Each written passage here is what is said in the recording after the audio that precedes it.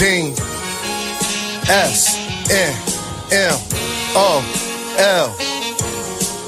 Straight up doing digits.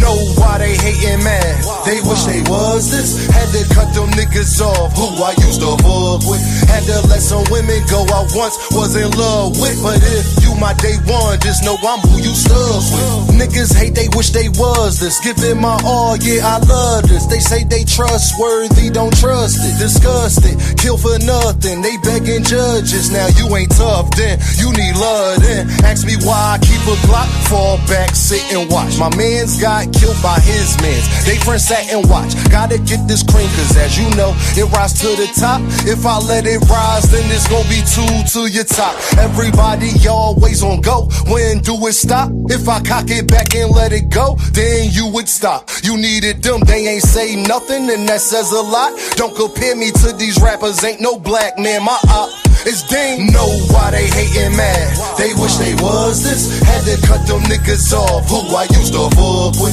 Had to let some women go I once was in love with. But if you my day one, just know I'm who you stuck with. Know why they hatin' mad? They wish they was this. Had to cut them niggas off who I used to fuck with. Had to let some women go I once was in love with. But if you my day one, just know I'm who you stuck with. Spending all these figures out in public, I'm a public figure. Tryna roll the L, I'm high as hell. Damn, spilling liquor just in the cards that was dealt. If I deal with you, had to cut a deck. In the background, we playing scissors. Gambling with me, she 21, and I still hit you, still hit you. He ain't try to stay still, but it still hit you. And I'm smelling great. This that St. Laurent new elixir. Funny how they wait for you to pass just to say they miss you. Know why they hatin' mad? They wish they was this. Had to cut them niggas off who I used to fuck with. Had to let some women go I once was in love with. But if you my day one, just know I'm who you stuck with. Know why they hatin' mad?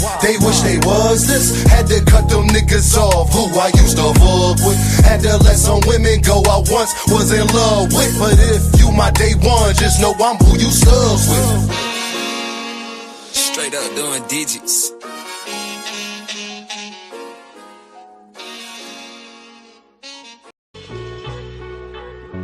Dean, best rapper alive, best rapper alive. Everybody wants you to be humble when you great.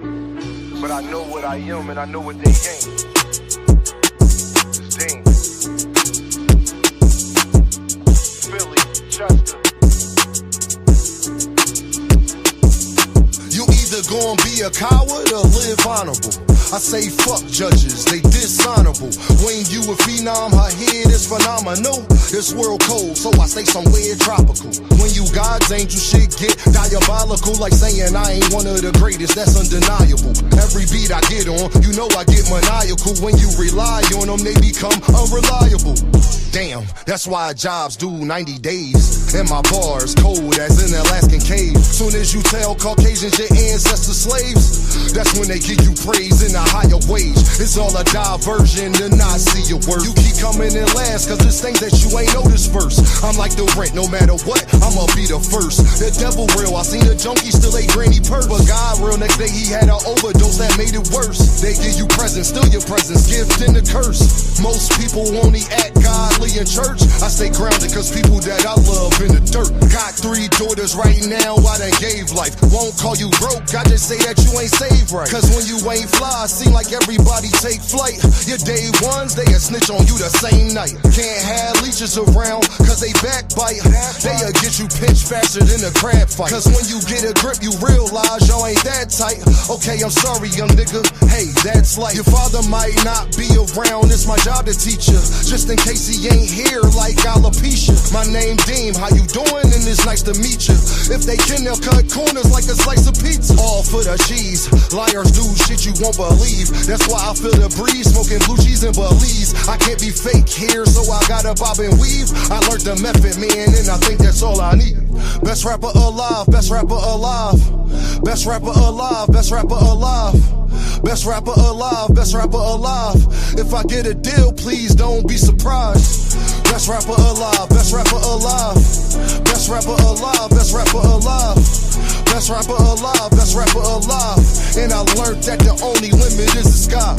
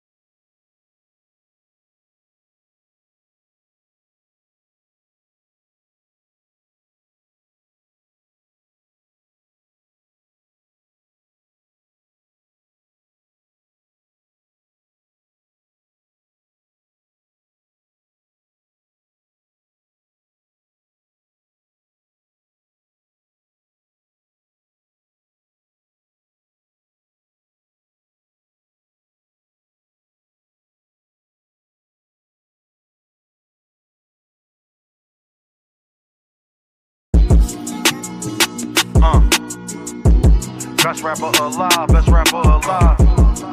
Dame, niggas. Best rapper alive. Best rapper alive. Philly, Chester, Philly, Chester. You take my confidence as being cocky, I don't give a fuck. Nope. The glass never half empty, you just fill it up. Smoking strawberry with something chocolate in a vanilla truck. Blaze a trail, trade on you like Dame, just to make a buck. Can't make this up, it's all cosmetic. Truly believe nothing happens unless God let it. Y'all ain't used to nothing, it's cold. Jamaicans bobsledding, and the cool runnings, they throw pussy because I'm eye-catching. For insurance, be progressive while you progressing. Funny, he ain't like school, it died and became a lesson. And his daughter just learned the 1, 2, 3s, ABCs. But niggas out here with choppers and 2, 2, 3. Land under make believe, and money I have. Anybody you wanna make believe, give you the same feeling as little kids on Christmas Eve. I'm too gifted, I should take my spot right under the tree. Degrees to the shit, that's why they sit in pity under me.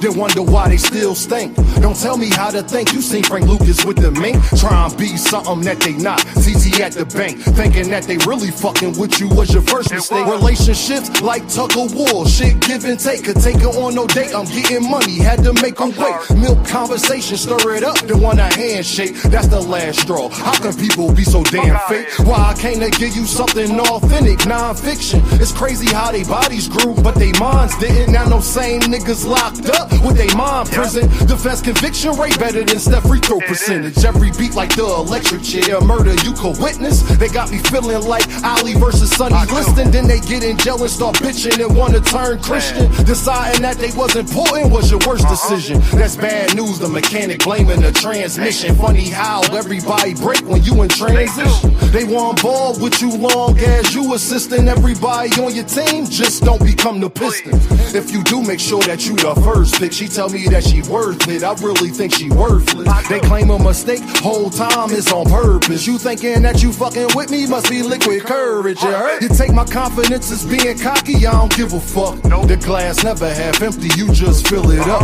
Take my confidence as being cocky, I don't give a fuck. The glass never half empty, you just fill it up. Smoking strawberry with something chocolate in a vanilla truck. Blaze a trail, trade on you like Dame, just to make a buck. Smoking strawberry with something chocolate in a vanilla truck. Blaze the trail, trade on you like Dame, just to make a buck. It's Dame, niggas. Best rapper alive, best rapper alive. Best rapper alive, best rapper alive.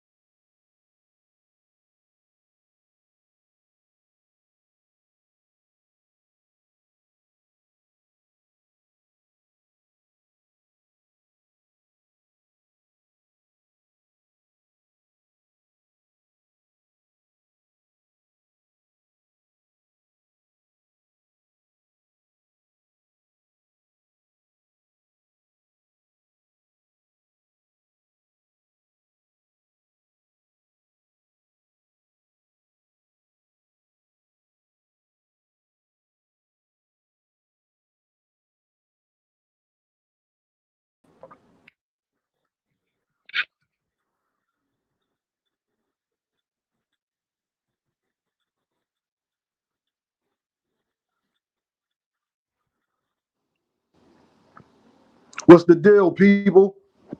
Can y'all hear me? Let me make sure everybody can hear me in the building. Make sure everybody can hear you, boy. What's going on, y'all? How everybody doing? What's the deal? Can't hear you. Y'all can't hear me? Then y'all still can't hear me? Oh, you can hear me, Crucial? What's the deal, David? Big Coop, Crucial. What's the deal, Savage Bo? What's going on, y'all? Can y'all everybody hear me? Shout out to Marquis, Quee, Savage Bo, Melvin Air Podcast, Fist of Fury, Jado in the building. We hear you. All right, bet. Say no more. What's the deal, everybody? How y'all doing? You feel what I'm saying? Y'all already know this is Dean, and I am your host, and this is Dean. By any means, what's going on, family? I hope everybody doing okay. Let's get straight into it today, because I ain't come here to play. You feel what I'm saying? But make sure y'all address me as best rapper alive, too. You dig what I'm saying? You know, we over here working, man. Best believe, man. Y'all lucky I got this custody case and certain stuff going on. But don't worry, they trying to stop Dean, but don't worry, man. God got a plan, man. Let me tell you something, man. God plan bigger than anything that we could possibly fathom. You understand what I'm saying? Yeah, I did.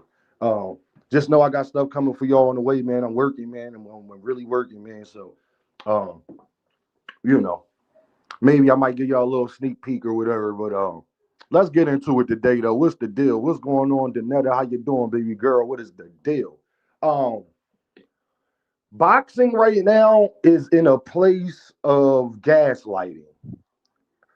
And what I'm starting to notice, and it took me a while to notice it, and I knew eventually I would get around to it, is everybody like what you say. See, let me tell you why boxing is getting confusing. Because people's standards ain't they standards and they beliefs ain't they beliefs. Devin fans can see that Keyshawn Davis ducked Devin, but they can't see um, that he had 8 failed negotiations with everybody else. You're gaslighting me at that point. Everybody's ducking Devin. That's gaslight. Everybody's not ducking Devin. You just got Keyshawn, and you're going to try to turn Keyshawn into everybody. Keyshawn is not everybody. Keyshawn is Keyshawn. You see what I'm saying? You got Virgil Ortiz. Let me talk about the gaslighting we got going on. We got Virgil Ortiz, Robert Garcia. Don't nobody want to fight Virgil. He got a hard time getting to fight. That right now is probably true. But let me tell you why it's gaslighting, people. Because don't nobody want to fight you because you was wasting everybody's time. Okay? So the don't nobody want to fight you, that part's true right now. You understand? You was wasting everybody's time. And it's not true that don't nobody want to fight you because Jerron Ennis signed to fight you. You played sit and had a WWE match and a promotional rollout like Macho Man Randy Savage with Oscar De La Hoya. That's what actually happened. And the reason why people could try to even switch it on Jerron Ennis in any way possible is the gaslighting. Well, shit, he available now. He say he want it now. Virgil Ortiz been saying he want to fight Jerron Ennis for 5 years now, damn near. So what? He said he wanted to fight him. Did he do anything to try to fight the man? Or he just said he wanted to fight him? See, let's get to Clarissa Shields. Everybody can see hate when people attacking Clarissa. And I see it myself. I got eyes. I told y'all I don't like the agenda that's against that young lady. But where you're gaslighting me at is if she doesn't deserve it to a certain ass point, she's the biggest hater. It's only so bad I can feel about a hater getting hated on. Let Dean say that again. It's only, shout out to Patrick Bell in the building. Shout out to No Evidence. And No Evidence, I did that too. He said thanks. I did that too. Is people attacking Clarissa Shields? Yes. Do Clarissa Shields attack everybody else? Yes. Do Carissa Shields start stuff? Is people starting stuff with Carissa 100%? Carissa Shields is the biggest shit starter, though. It's only so bad I feel for the bully when he get bullied. You understand what I'm talking about, Sky Miller, David? But you ain't gonna gaslight me and be like, man, Carissa, they hating on that girl. Why they talking about that girl? Why she talking about Gervonta Davis every 5 fucking seconds? You know? A lot of this she put on herself. And when and where you find yourself in a trick bag because the fighters that she around, a lot of y'all don't like the other fighters she around. If they was doing the same thing, you would call it out. But because it's Carissa, we turn blind. No, I refuse to. Sorry, you won't gaslight me into playing victim. Carissa Shields is not no victim. Is she getting victimized right now? 1,000%. Is she a goddamn victim? 1,000% not. No. Sorry, you want a lot of gaslighting going on in boxing. This is why y'all have a hard time and y'all got to fight against everybody about shit because your standards ain't your standards. Because the minute I put somebody else that you don't like in Clarissa position, Devin fans could say we hating. Devin fans could say, why y'all talk about Devin? You could fake an agenda. Shakur Stevenson fans could say y'all be hating on Core, on Ryan. Everybody could play victim if they chose to. You understand? But the reason why I could care less about anybody's fan base is because Dame sticks to his standards and his beliefs, and I don't switch that up for nothing or for nobody.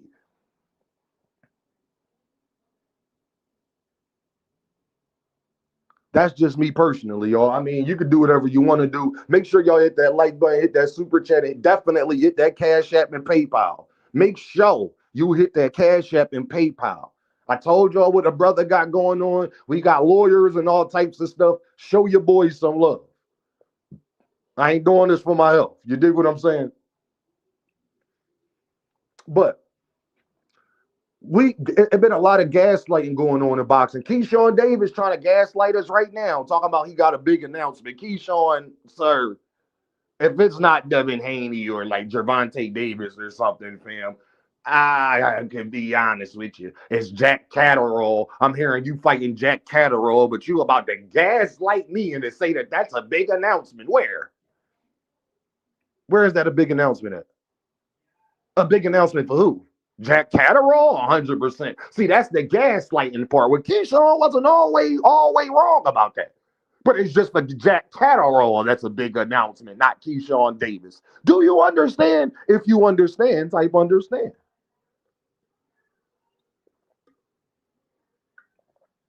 Let me get on to the biggest gaslighting that has been going on in boxing. And Clarissa Shields and her whole team is a part of this one. Hold on.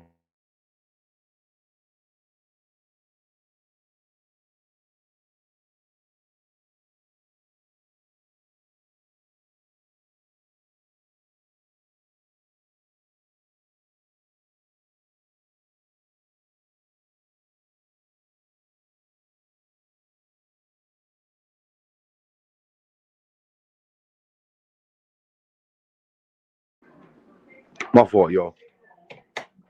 Let's get to the biggest gaslighting that's going on in boxing right now. We got a guy by the name of Devin the Dream Haney. Shout out to Sky Miller. Let me do this first. I'm taking care of all my super chats, cash hits. All y'all get number one attention. Sorry. Can't do it. Sky Miller in the building. He sent the deuce. He sent 2 Earth Bucks. Shout out to my bro. He said, shout out to one of the best fathers on YT on YouTube. My dog. I appreciate you, Sky Miller, man. I hope the judge and the jury see it that way too. You understand? Just pray for Dean. You did. Just pray for Dean. You did. And the reason why I say that, just because my baby mom is not no bum, it ain't gonna just be easy, yo. You understand? She got a little emotion going on too. You feel what I'm saying? I can't hate on a woman. A woman's a very intelligent young lady. A psychopath, maybe, but a very intelligent young lady. You did. But don't worry about it. My counsel, they very confident. That's all I will say. And I got a woman lawyer. Shout out to the ladies. You dig what I'm saying? Shout out to her. You feel me? So, um, the biggest gaslighting that's going on in this boxing thing, and y'all see the Cash App up there, and the PayPal is the same thing. You understand? Devin Haney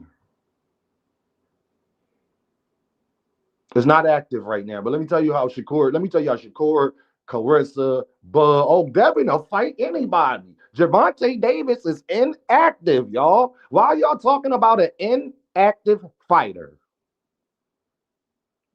Devin Haney's inactive. Devin Haney only fought 3 times since 2023.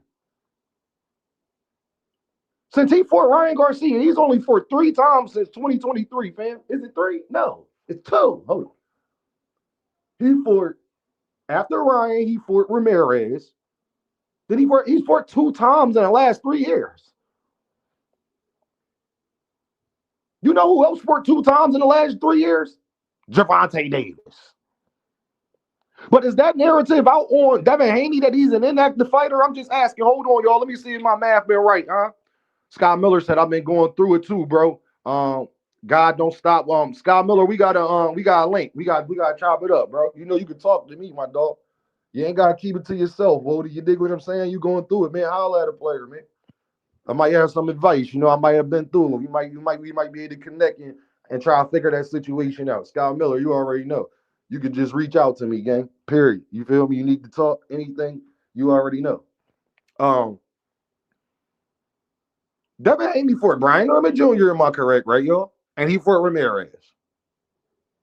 He done fought 2 times in the last 3 years, too.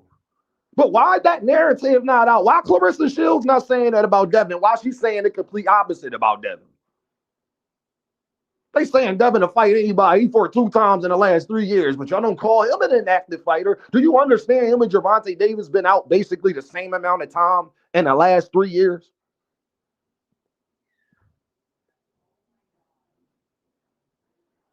Do y'all understand that him and Gervonta both have only fought? Gervonta fought Ryan Garcia.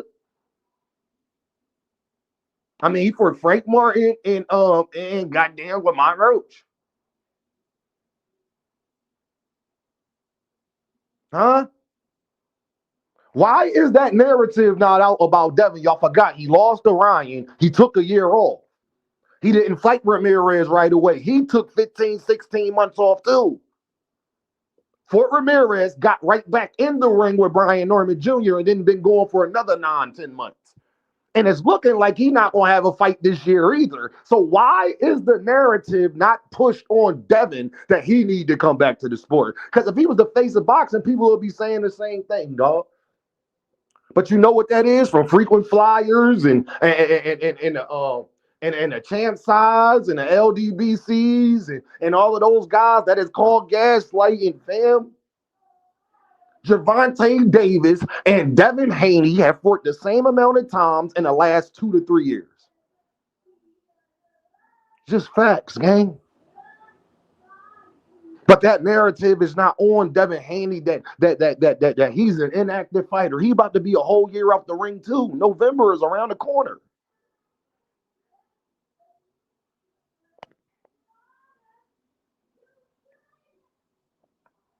Quee said, that's different, Dean. I can hear the voice she said it. That's different, Dean. Salute to Lewis in the building. What's the deal? I'm just trying to understand, y'all, what we doing here, fam. I know how to count. Gervonta Davis for Frank Martin and he for Lamont Roach. Devin Haney, Fort Ramirez, and Brian Norman Jr., when you go look at the time, you got to remember Devin voluntarily took a year off after the Ryan fight. Shout out to D Free. He didn't have to take, he was suspended at first because the way he got beat up, but he could have came back. Devin took a whole year off too before that. And nobody was sitting, shout out to Tucson in the building. And nobody was up there talking about how Devin's an inactive fighter, y'all. Do y'all understand in the last 2.5, 3 years, Gervonta and Devin have fought the same amount of time? They have been out the ring equal time.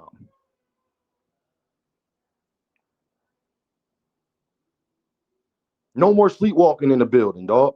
I'm just saying, y'all, that is gaslighting. Y'all are gaslighting us. Carissa Shields, Gervonta inactive, but you ain't saying that about Devin Haney, though. Why you ain't saying that about Devin?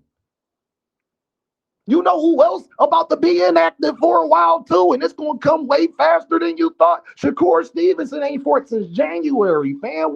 Shakur Stevenson fought at the very beginning of the year. We are at the end of the summer now. Do y'all understand why I say that? T.O.'s back in the ring. T.O. lost. They had a cut across his eye. T.O.'s back in the ring before then. Shakur won the fight.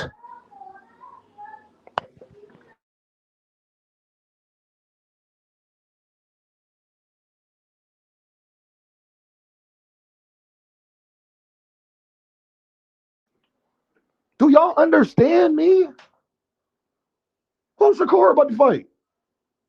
Who is Shakur Stevenson about to fight?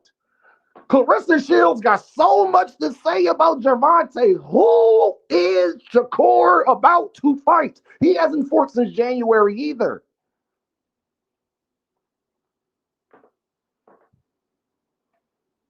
Y'all don't call Devin an inactive fighter, fam. Devin about to be off a year, November. If he don't get a fight announced by the end of September, fam, Devin's not fighting the rest of this year. Why you know that, y'all? Because you got to get ready for the fight. He needs at least 2 to 3 months to get ready for the fight. Let's count, people. Let's do some math. September, October, November, December. We got 4 months left in the year, fam.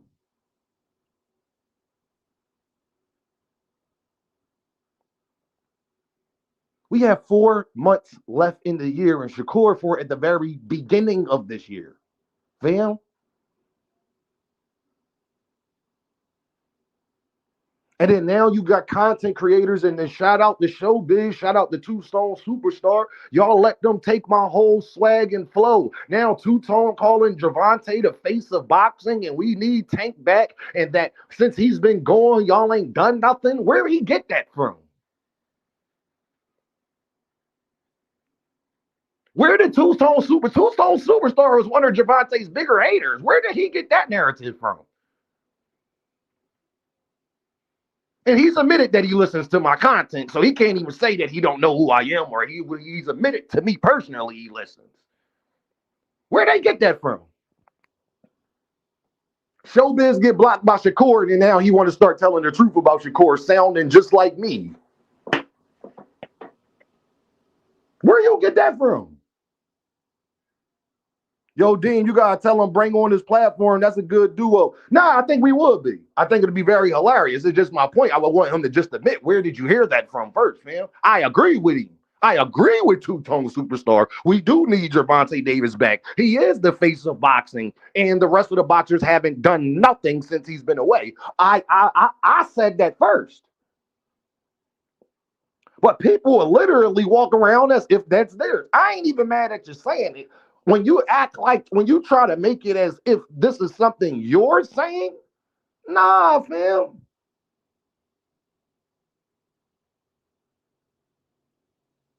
No, and I ain't even mad at it. I want y'all to know I'm not mad at it. I appreciate it. I'm glad that people starting to be honest now, because Showbiz wasn't being honest with Shakur when he was doing interviews with him and he was keying with him. You understand? Now, dudes that called me moist, Showbiz, and said that I was a fanboy, now y'all coming around to how I think. So who was right the whole time, Showbiz?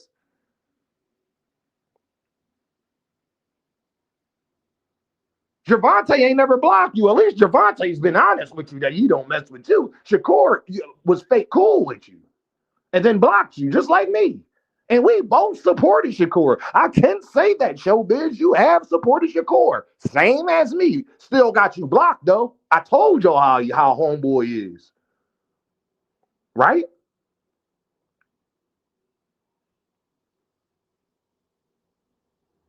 Real rap, Fist of Fury. I'm just saying, bro. I'm not here to pat myself on the back.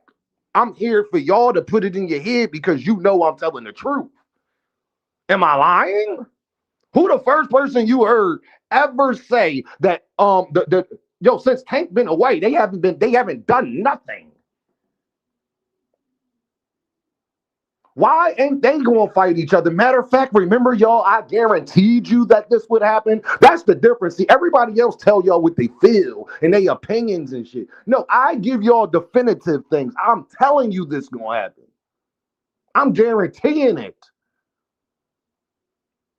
Make sure y'all hit that like button, hit that super chat, and hit that cash in. I'm guaranteeing this is going to happen.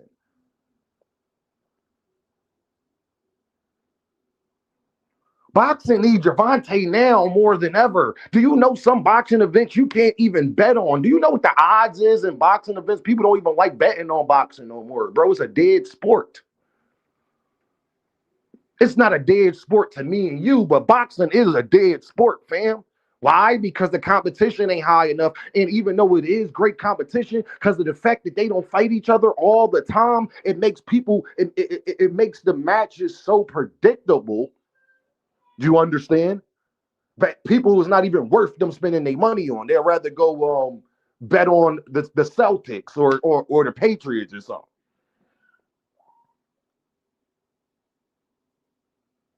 The other boxers should be ashamed of themselves. Gervonta Davis has been going 15, 16 months. Y'all have done nothing but go to Zuffa, fight T.O., and go to Zuffa. That's all Shakur Stevenson has done. And if T.O. loses against Rolly tomorrow, Lord have mercy. Don't let him get knocked out by Rolly, too. I'm just letting y'all know that now. He get knocked out by Rolly. We gonna have a whole different type of conversation. A talking point that nobody ever talk about is how Rolly Romero is the empathy of what's wrong with boxing in society. Rolly Romero is what's wrong with boxing. Why Rolly? What's wrong with boxing?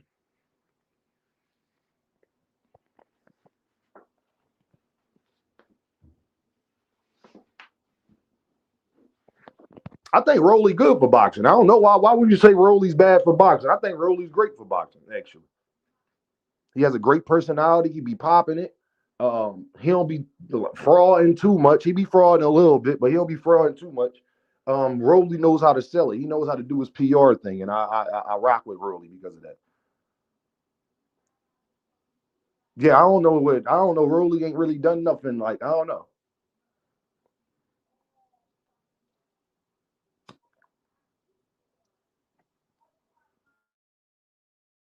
Hold on.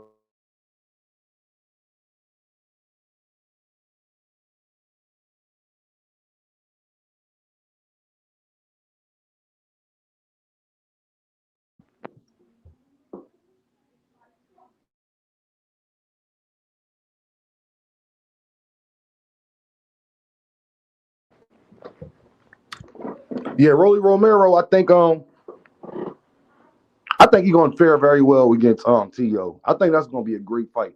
I'm leaning. Y'all didn't get to hear me say this yesterday, but y'all can hear me say it now because I don't know the live was messing up at first. I'm leaning more towards Rolly. I think Rolly gonna be. I think the reason why is I'm always go with the more focused fighter. Once I found out that Teofimo Lopez Sr. was actually using drugs, was actually doing things that we thought he was doing at that time. Remember when him and Bud was going at it, and we was making jokes like, man, yo, Senior lit up that night. Boy, Senior on that Yola. The thing is now that has happened, and he's admitted that he was having a hard time last year and things of that nature. You don't just bounce back from that like that, bro. And I just feel like Rolly has been more focused. And I just think if Rolly stays patient and doesn't rush his work versus T.O., make T.O. think a little bit, I think that he going and we have T.O. This T.O. first fight at 147. So I don't know how T.O. body going to adjust to that too. Like the punching power at 147 different. When he was sparring Rolly and all of that, Rolly wasn't where Rolly at right now. Rolly like fully filled out now. So I think that that's going to be something T.O. is going to have to offset and going to have to deal with and going to have to we going to see how T.O. react. And my problem with T.O. is he bruised so easily. I think if he get cut versus Rolly, that's where things is going to go downhill for him because now he's going to be very more cautious. And I don't see how T.O. beats Rolly being cautious. He's going to have to attack Rolly. He's not going to be able to just sit back and certain things like that. Rolly's one thing that's underrated about Rolly Romero. Rolly pretty good at cutting off the ring. He ain't great at it, but he's good enough at it to put you in some situations. And Rolly follows up with shots. So, do I see a scenario where T.O. can outbox Rolly? And because T.O.'s not going to stop Rolly. Yeah, I can see T.O. outboxing Rolly. If T.O. on his real flow, then we'll see. But other than that, I'm not sure. I'm gonna be honest, I'm not sure. But for OG to be on the cocaine and all that, Riviera says he's a D-level fighter skill-wise and has 2 division champions. A person's success should be based off of what was meant in society, not politics, blah, blah, blah. D-level, I can't say you D-level if you be, then what's Ryan Garcia? F? So you can't sit up there and talk about D-level when Ryan Garcia, he beat Ryan. And he beat Ryan Claire too. Like he didn't even beat Ryan like he beat Ryan. It's a difference. He beat Ryan Claire. Ryan might have won 3 rounds in that fight at the most. Like he demolished Ryan Garcia. Like he walked through Ryan Garcia. You understand what I'm saying? So if he's a D-level fighter, then what does that make Ryan? That's the only thing I would want to know. Shout out to Marcus in the building. If T.O. got knocked out, Rolly gonna be in the Hall of Fame. Rolly had a great point. Y'all praise Shakur Stevenson for the win versus T.O. If he beat T.O. worse than Shakur Stevenson, he deserves a lot of credit for it. Same way I said T.O.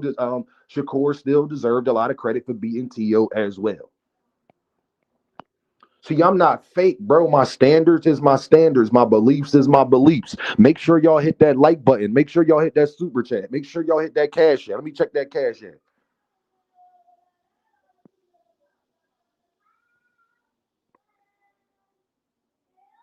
Hold on, y'all. Let me see what's popping.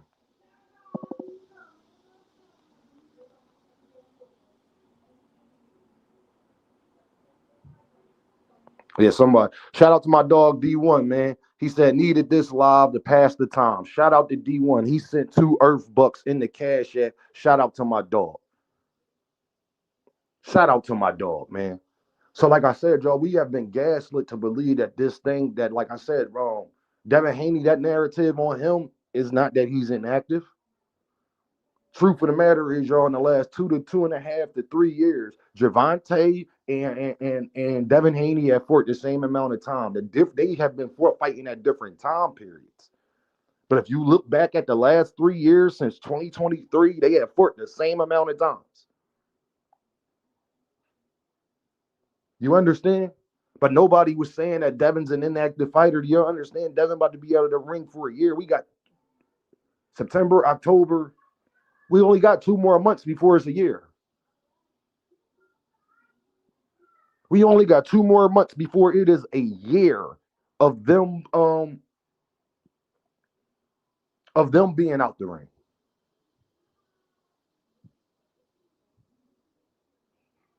Virgil Ortiz is gaslighting us. Don't nobody want to fight him. Meanwhile, he has done nothing to fight nobody. If anything, he's harm boxing. I told y'all, I predicted that he'd be cool with Oscar De La Hoya 10 minutes after. So when people ask me about him versus Jaron Ennis, it doesn't make sense to me all of the way because I predicted that the guy was a clown and a fraud. You shouldn't even ask Dame about Virgil Ortiz no more when I told y'all that him and Oscar would be cool 10 minutes after Jaron Ennis beat Xander Zayas. I said this months and months before the fight even took place. So it's not revisionist history with Dame. Y'all thought I was just BSing. I was dead up. I was dead serious. Virgil Ortiz and then Oscar, this is a play. They do not want to fight Jaron Ennis. That's why I know that this is a play. They do not want to fight Jaron Ennis now. They're just saying they wanted to fight Jaron Ennis, same way they were saying they wanted to fight Jaron Ennis then. Ain't nothing new, ain't nothing under the sun. It's just a different play. Instead of running it to the left side, they trying to run it to the right side now. Ain't nothing new.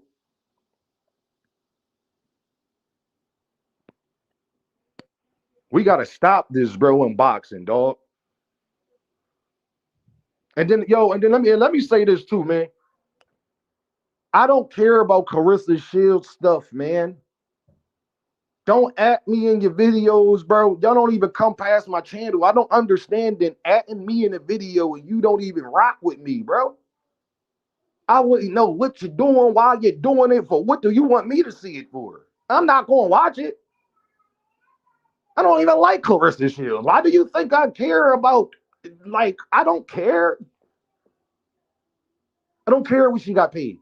I don't care about her and Papoose. I don't care. Let me get that out the way and say that first and foremost.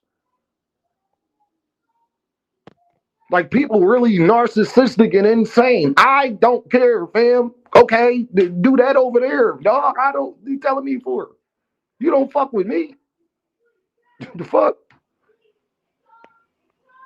And I ain't even mad at that, but goddamn, like, DeMonte in the building with the pound. He sent 5 Earth bucks. He says, remember how Steve Claggett had T.O. face looking with no power? Let's go, Rolly. Shout out to my dog. Shout out to my dog.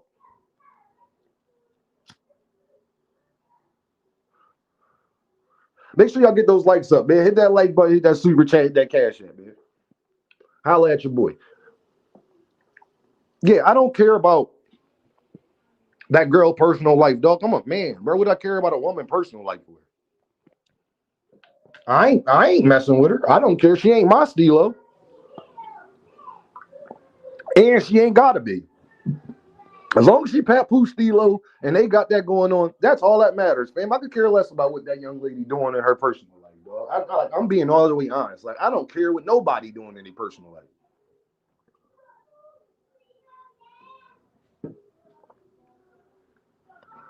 Hold on.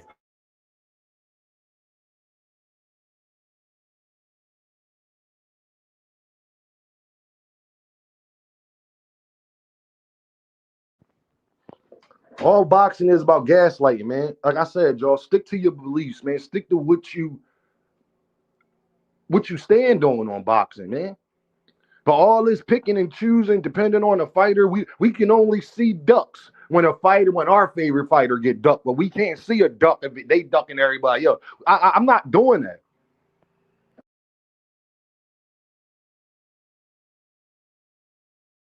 And I'm not going to let the boxing community do that. Y'all not gaslighting me no more. Somebody put out Virgil Ortiz numbers versus, what's his name? Erickson Lubin, right, y'all?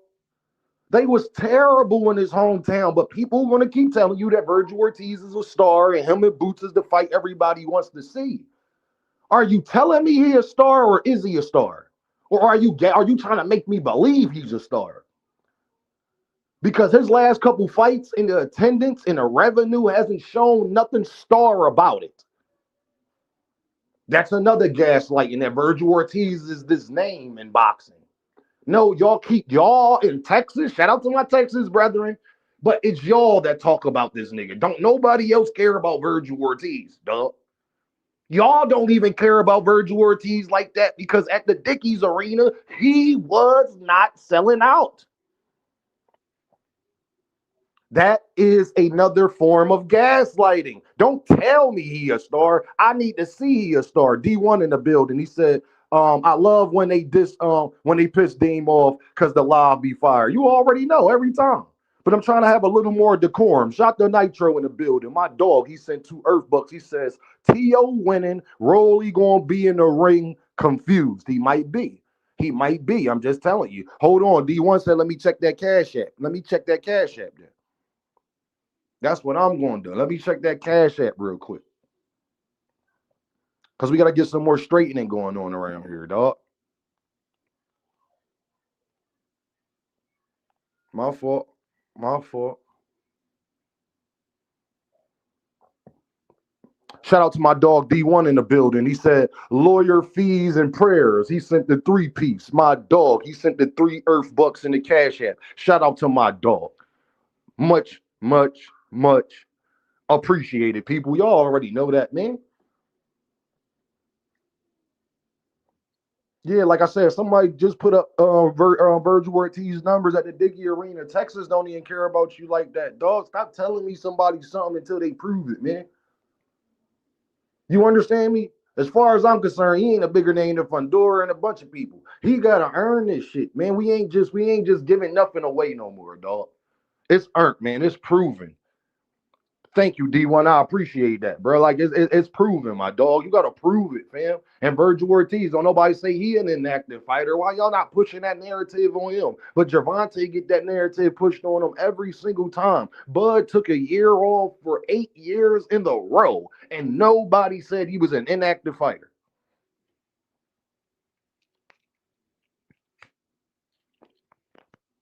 What we doing? We got to stop the dumb stuff, bro. That's all Dean is saying, bro. Have some integrity in the sport of boxing. The reason why boxing is not where it's supposed to be, because in boxing, all they care about now is pushing narratives and arguing narratives. We no longer care about actually getting the fights done, bro. And what these guys don't understand is that you are a social star. You're not an actual people are going to go buy your tickets and go see you fight star. That is 2 different things, fam. Canelo don't be on YouTube at all. His arenas be packed. Y'all live in a fake reality. Don't nobody talk about Devin more on YouTube. Devin can't even come close to Canelo. People don't even talk about Canelo like that because you know why? They ain't got to. Because as soon as he fight, guess what's gonna happen? Him and Billy gonna be packed out, okay? Keep telling me Gervonta Davis. Sport don't need Gervonta Davis, and this person is the face of boxing, and that person is the face of boxing, and Keyshawn's the real Davis, and all of this stuff. Like, bro, you're telling me that that's not reality. The reality of it is they need Gervonta Davis more than ever because everybody that y'all say is better than him or the face of more than him, the fight that they want is him. It don't even make sense. Shakur, Devin, Keyshawn, the main fight they all claim they want is Gervonta Davis.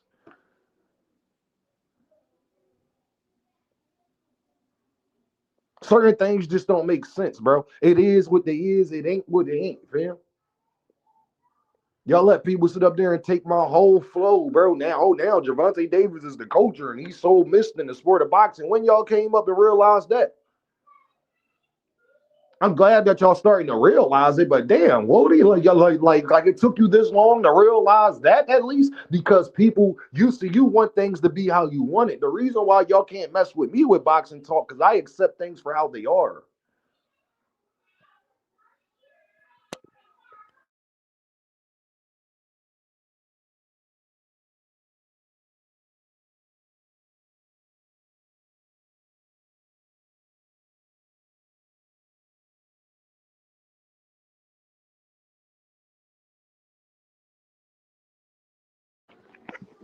Life ain't about things being what you want it to be. It's about what it are. You gotta work to get things to be how you want them to be. Virgil, Devin Haney, Keyshawn Davis, Shakur Stevenson. You gotta work to get things to be how you want it to be. You ain't gonna just wake up and things gonna be how you want it to be. Prime example, y'all. You know how everybody be talking about Drake got people writing lyrics for him and Drake be stealing this and Drake be doing that. Well, me and my bros the other day, we was back listening to Drake's first mixtape ever before he even got signed to Young Money.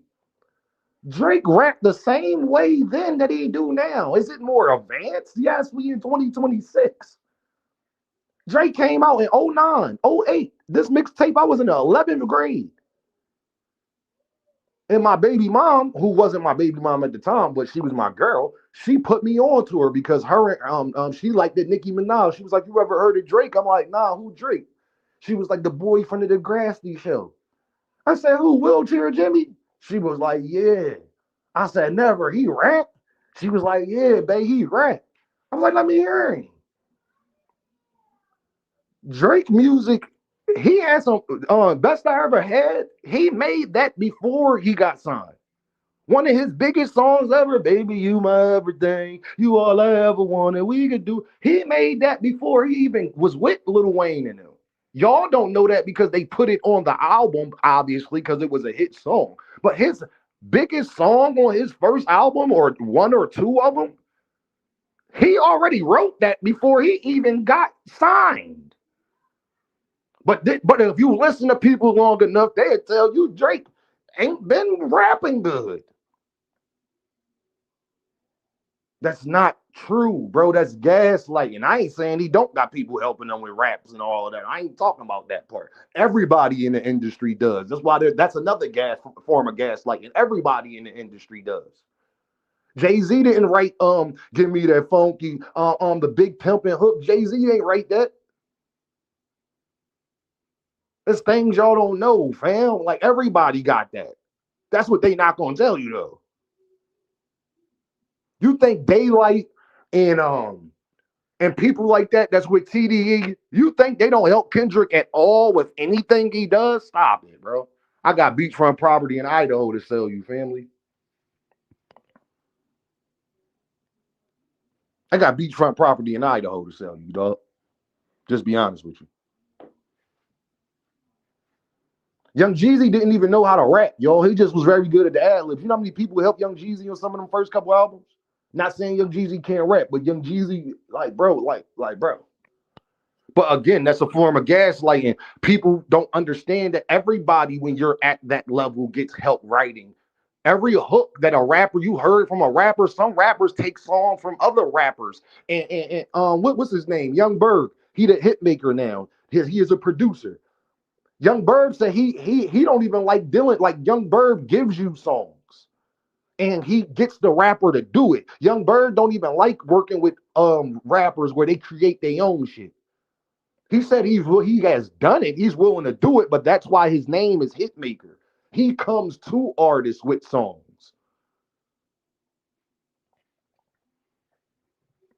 Just being honest with y'all, bro. But that narrative on Drake, as if Drake, you think Nicki ain't getting no help from Wayne, Drake, nobody else with all her shit? Stop it. So my point is, bro, when we sitting up here talking about this boxing, all anybody doing is fighting narratives instead of fighting. I'm gonna say it again. All we have turned boxing into, even all the way up to Max Kellerman's and Ariel Hawani's. You notice that most of the boxing talk is about narratives instead of fighting. They fighting narratives instead of fighting.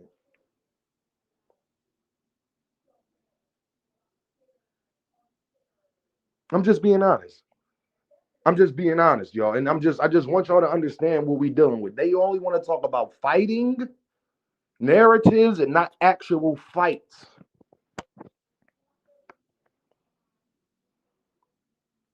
And that's where boxing is dead, bro. Boxing is a dead sport. People do not care about boxing like that, bro.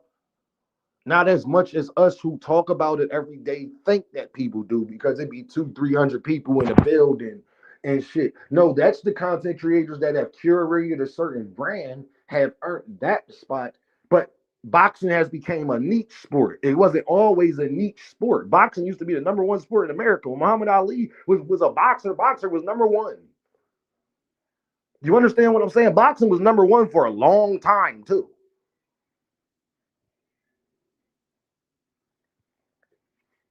But now everybody want to make excuses to not fight, talk about not fighting. You got zoo for these different entities. There's so much politics that go on that now it did nothing but hurt our sport. It didn't help it at all whatsoever.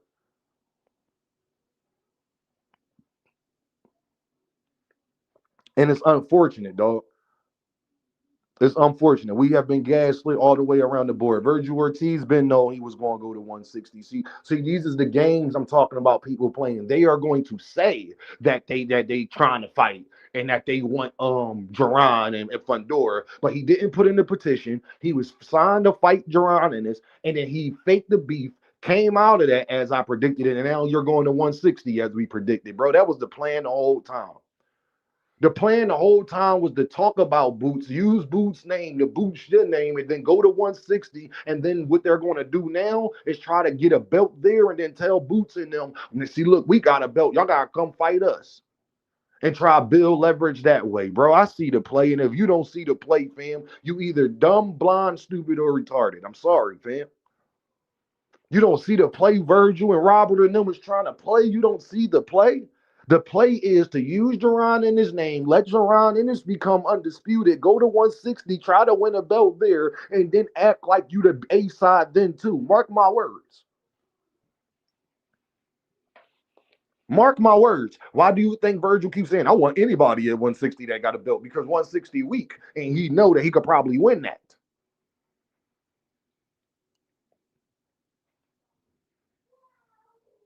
You know what I'm saying? They already know that they're weak. He not trying to fight Fundora or Boots and get beat first. Nah, he gonna go up there, try to build himself as a 160 champion. Boots gonna be undisputed, and if Boots want to move up, which Boots probably will do after that, he could. Well, now they're gonna see, yeah, you should challenge for my belt. I guarantee you, y'all. Mark my words. Today, you heard the narrative here first. It's going to happen again. I promise you. Make sure you hit that like button, hit that super chat, hit that cash app. I'm trying to give you game. Virgil is going to go to 160, get one of the weakest belts up there, beat whoever is up there. By that time, Boots will be undisputed. And then Virgil and Rob are going to say, come on, Boots, come fight us up here. We got the belt. But we got a title now, so we not taking nothing less. I'm telling you what the play going to be, dog.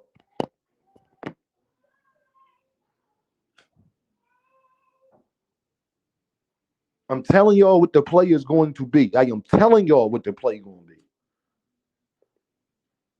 Devin Haney's not fighting this year. As much as Devin Haney fans, see, this is where I put them in checkmate. Because Devin Haney fans wanted to talk about, damn, he turned down Gervonta because Gervonta ain't fighting for the rest of the year. Neither is Devin. Damn, yeah, he turned down the fight with Tank because he's not fighting for the rest of the year. Neither is Devin. Neither is Devin, nigga. So why he turned it down? Y'all know if Devin don't, y'all know it's really a duck if Devin does not fight this year and he waits until 2027 to fight, it is really a duck because all y'all told me is that he turned down the fight because he couldn't fight Tank until next year.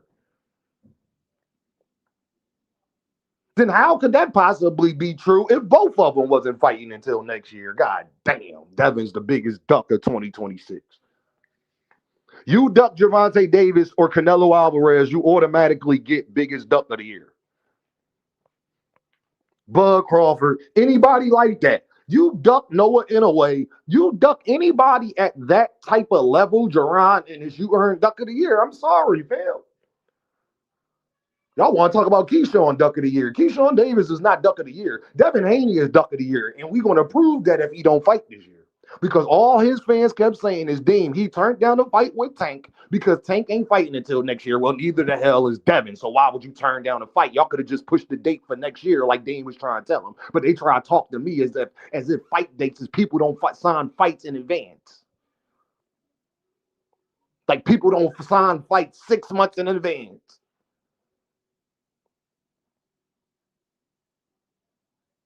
Virgil duck of the century, yeah. Devin's duck of the year and Virgil's duck of the century. I like how you put that. Virgil has the worst duck that I've seen since I've been covering boxing. 2 Cent Boxing is 1,000% right about that. Virgil he's really the biggest duck of the year. Technically. But his duck's so big that we can't even just give it the year. We got to give it the last 20 years. Virgil has the biggest duck of the last 20 years.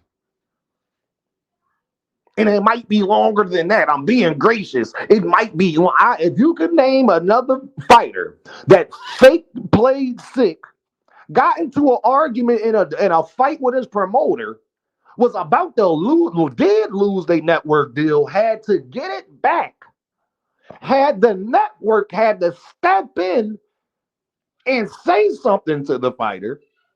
And then after the fighter they ducked, became unified, and beat a fighter that they also ducked. 10 minutes after the fight, y'all back cool now? After saying y'all would never work with each other again and we was in court? That's the biggest duck in the last 25, 30 years. I'm sorry, unless you can point another boxer out like that where all of that took place. And then wanted $7 million.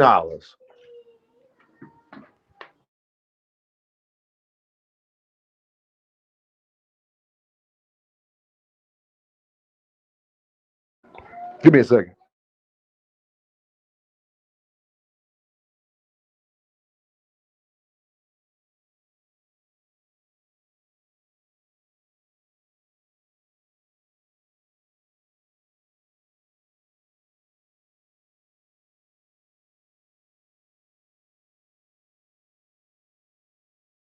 Give me a second, y'all.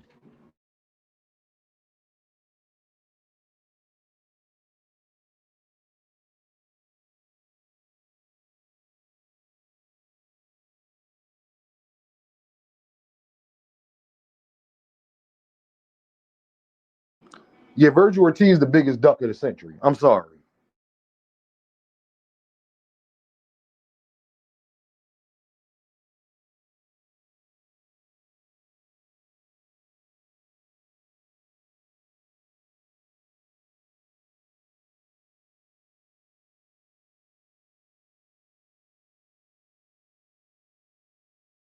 Give me a second, y'all.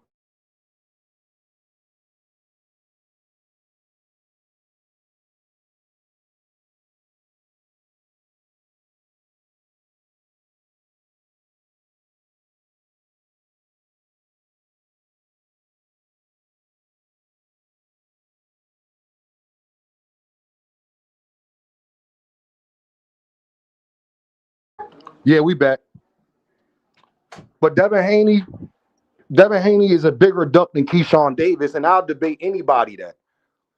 Devin Haney Devin Haney is a bigger duck than Keyshawn Davis, dog. Especially if Devin don't fight this year, fam. And I'll debate that with anybody. If Devin don't fight that this year, he's the biggest duck of the year. Now, what I'm gonna need y'all to do before I drop this link, I need y'all to send a few more super chats and a couple more cash apps. Holla at your boy. You dig what I'm saying? Holla at your boy. And then I'm gonna drop this link because I want to debate. Devin's a bigger duck than Keyshawn Davis is. Yes. And then we can talk about anything else you want to talk about. But how y'all have tried to gaslight us, where you can only see it one way. Oh, Keyshawn, Devin got ducked by Keyshawn. Yes, the hell he did. 1,000% he did. But he ducked Gervonta Davis, and if he don't fight this year, is definitely the biggest duck. Because all of y'all excuses is that's Tank not fighting this year. Was looking like Devin's not fighting this year either, which means Marquis, which means he sent the deuce and he sent 2 earth bucks. Shout out to my dog. That's what that means. He was listening. Shout out to my dog. You understand? If you understand, type understand. Devin Haney's for sure the biggest duck of this year. Virgil Ortiz is the biggest duck in the last 30. And I'll debate that with anybody. Sorry, man. What he did was worse than what Keyshawn did, especially if he don't get another fight. If Keyshawn Davis fights before Devin Haney do, oh, man.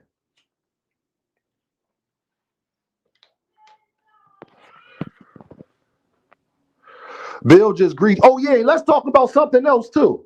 Y'all send a couple more super chats, couple more cash apps. I'm going to drop this link because I know y'all want to talk. We got a lot to talk about.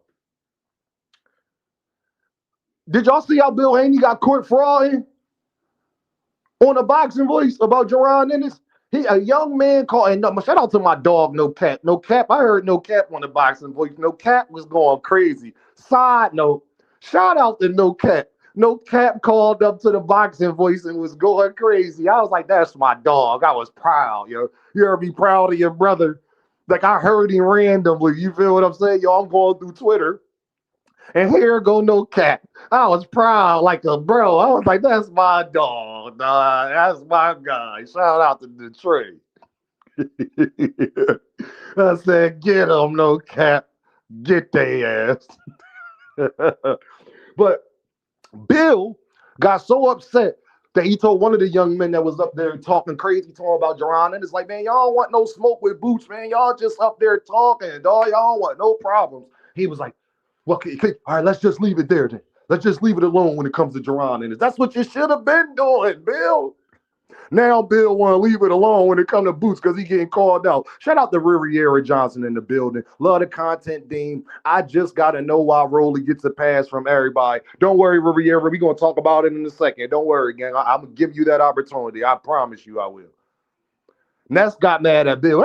He said, let's just leave it alone then about Boots. How about this? How about this? How about we just don't talk? Like, yeah, you should have did that. Now people wear your helmet about Jerron, and it's because everybody sees the play. Everybody knows that y'all could take it out of Jerron in his hands. See, what y'all don't know is that Devin and Bill can put Boots in a situation where he has to fight him. The WBO commissioner, or whatever the title is, he told Najee that Devin can apply to be the super champion, and we going to grant it to him. Basically, what he was saying, he was like, nothing's guaranteed, but y'all know proper speak. Devin could become the super champion and become Jerron Boots in his mandatory immediately because Boots don't have no other fight. That's not something Jerron Ennis can do. That's something Bill and Devin got to want to do. Same way they did with Regis. Don't tell me they don't know how to do it because they did the same thing with Regis. And guess what? Regis' situation was even worse because Regis had a mandatory Sandor Martin that had to step aside. Y'all remember? Boots don't even got a mandatory. So Devin and them really ducks either way. You duck Gervonta and you don't want to fight Jerron Ennis for the same belts that you was willing to fight Xander Zayas for. Even though my Philly dogs was like, yo, Dean, man, Boots ain't entertaining that dude, man. Oh, man, I mean, he'll fight Devin, but he ain't entertaining him, man. They don't want that smoke, Dean. The Dev's gonna get hurt. Mill, shout out to my dog, Jamil. I hear y'all, gang, but let them decide that. Because Devin and Bill pop it like they want to do some, so do some before do some. That's all Dean saying, do some before do some. That's all you gotta do is do some before do some, and you could take it out of Jerron Boots' hand, and guess what? He's gonna have to fight you because Boots not gonna want to drop the belt. Follow what Dean is saying, people. The reason why it's so smart for Bill and Devin to do it because Bill and Devin can literally put Boots in a position where Boots will have to drop his belt to not fight them. You understand, Fist of Fury, RB? Y'all understand me? It ain't about what Boots wants. Man, Boots doing his own thing, man. Devin and Bill can make it not be about what Jerron Ennis wants to do. Is what he has to do if he want to get undisputed at 154. Why? Because Fundora got to fight. He didn't fight Josh Kelly yet. And I could give you an even bigger reason. Now I'm about to drop the link. I can give y'all an even bigger reason. Just hear me out on this. Jerron Ennis is not going to want to have to deal with, if he takes the Josh Kelly fight over Devin Haney, if Devin does do these things and decides to move up, Jerron Ennis is not going to want on his name that he ducked Devin Haney. I know that for personally. I would get the message out to him like, bro, if Devin moves up, you have to fight him over Josh Kelly. I'm telling you, bro, if you don't, it's career suicide. If you choose Josh Kelly over Devin Haney, if Devin Haney chose to do that, it's career suicide. See, Virgil, everybody know Virgil ducked you. You already signed, like everybody understands Virgil's situation. We understand Fundorf's situation. Devin's much different. And Virgil don't got the fan base that Devin got. Devin's a bigger star than Virgil. Y'all keep telling me Virgil's a name, but Devin's a way bigger star than Virgil. He sell more than him, the whole nine. What my point is, Boots, it'll be career suicide. He would have to fight Devin. And to be honest, I think Boots would want to fight Devin.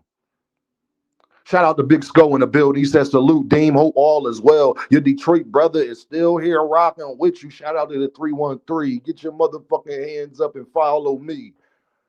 Devin and Shakur to move the same way when it comes to danger. 1,000% they do, but people don't want to talk about that. Riviera again in the building with the 5 Earth Bucks. Shout out to my dog. He said, we all saw the energy change when dude pressed him and asked Bill if he wanted to fight next, and Bill said no.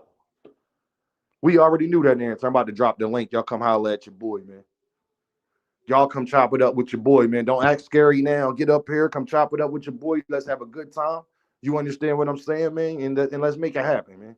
Make sure y'all hit that like button. Make sure y'all hit that super chat. I need some cash apps, man. Send some PayPals and some cash apps, man. Come rock with your boy. You dig? Come rock with your boy. You hear me? It'll be much appreciated. The link is in the chat. Give me 1 second, y'all. While y'all hit that link, I'm gonna pin it, and we're gonna keep it moving. All right.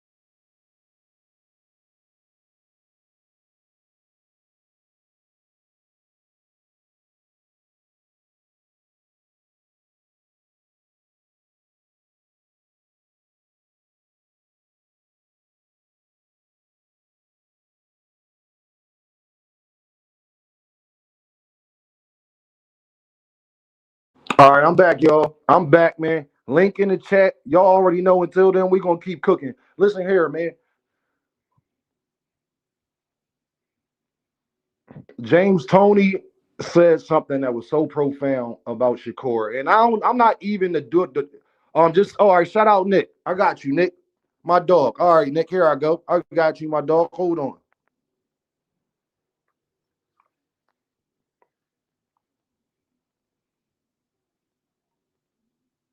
Mm-hmm.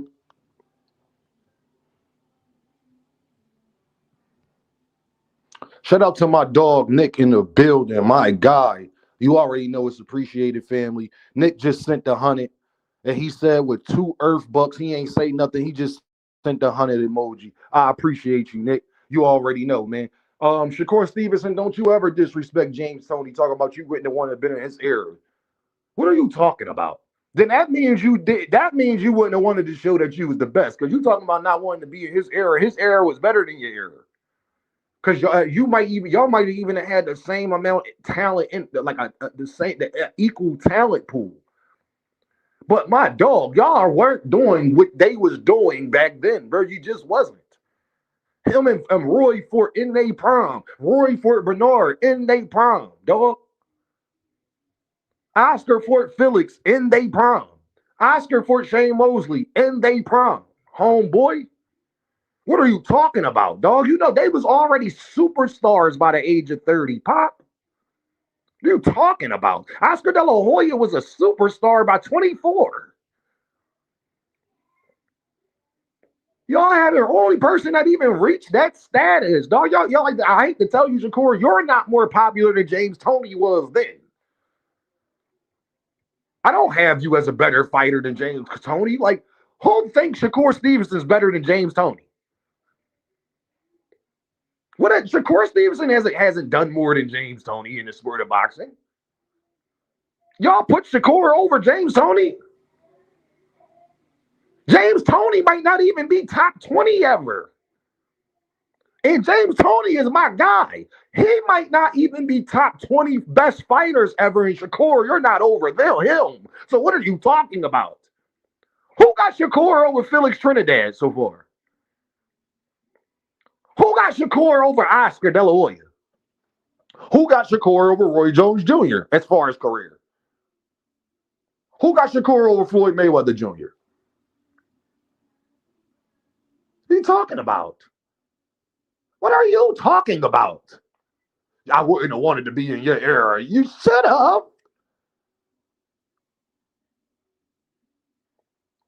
Shakur, Shakur, I got a fighter right now that I'm about to say one fighter, y'all, and this might sound controversial, but it's not that controversial now.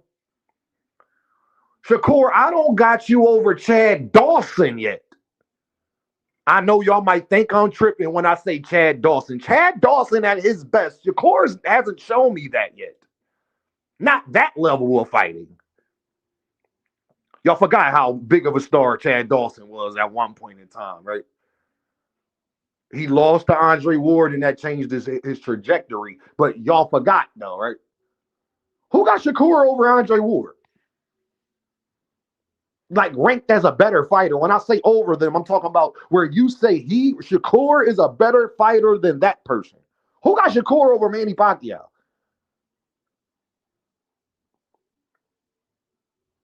Has Shakur done more than Manuel Marquez? Is Shakur over Manuel Marquez? I'm confused. What are you talking about? You wouldn't have been. You're not considered a better fighter than James Toney. When James Toney was 29 compared to when you were 29, James Toney is considered a better fighter than you. Now you might say, well, they got me ranked pound for pound this and pound for pound that. Look at do you know who was on the pound for pound list when James Toney was fighting? Half of the guys on the pound for pound list now wouldn't even have been on the pound for pound list then. Gang. So that you can't even compare that. You had Roy Bernard, Oscar, Pernell Whitaker, who else? Who else was out there at that time? You had Chavez in them. You had goddamn it was Roy, goddamn Holyfield and them was still out at that time. Mike Tyson, bro, what are you talking about? What year? Hold on, we about to do something, man, bro. Yeah, Big Coop Floyd wasn't even on the pound for pound list yet. Y'all wouldn't even have been on the pound for pound list back then. Matter of fact, I'm about to do some research. Fuck all that. I'm about to do some research. I'm sorry, y'all. Everybody, somebody get up here. Y'all ain't hit that link yet. Somebody get up here and hold it down. Because I need to do some. I need to do some research real quick. I want to see what the pound for pound list was in 1999. 1998. I would love to see what the pound for pound list was. Like real rap, bro. Dudes is very disrespectful. T.O. and Williams Zepeda not even good. Oh my God. They're not even good fighters compared to those fighters back then. A lot of them that was at the top. Is they good? Yes. They're not on that level, gang. That's okay if y'all can't. Don't even worry about it. 2 Cent up here. There you go. 2 Cent, you hear me? Yo, can y'all hear me? Yes, I can. Go ahead. 2 Cent, hold it down for me real quick because I need to go do some research. I need to look at the pound for pound list in 1998 and 1999 and shit like that. Just give me a second. You don't even have to go that far back. You could just start with his contemporaries. His resume ain't better than theirs.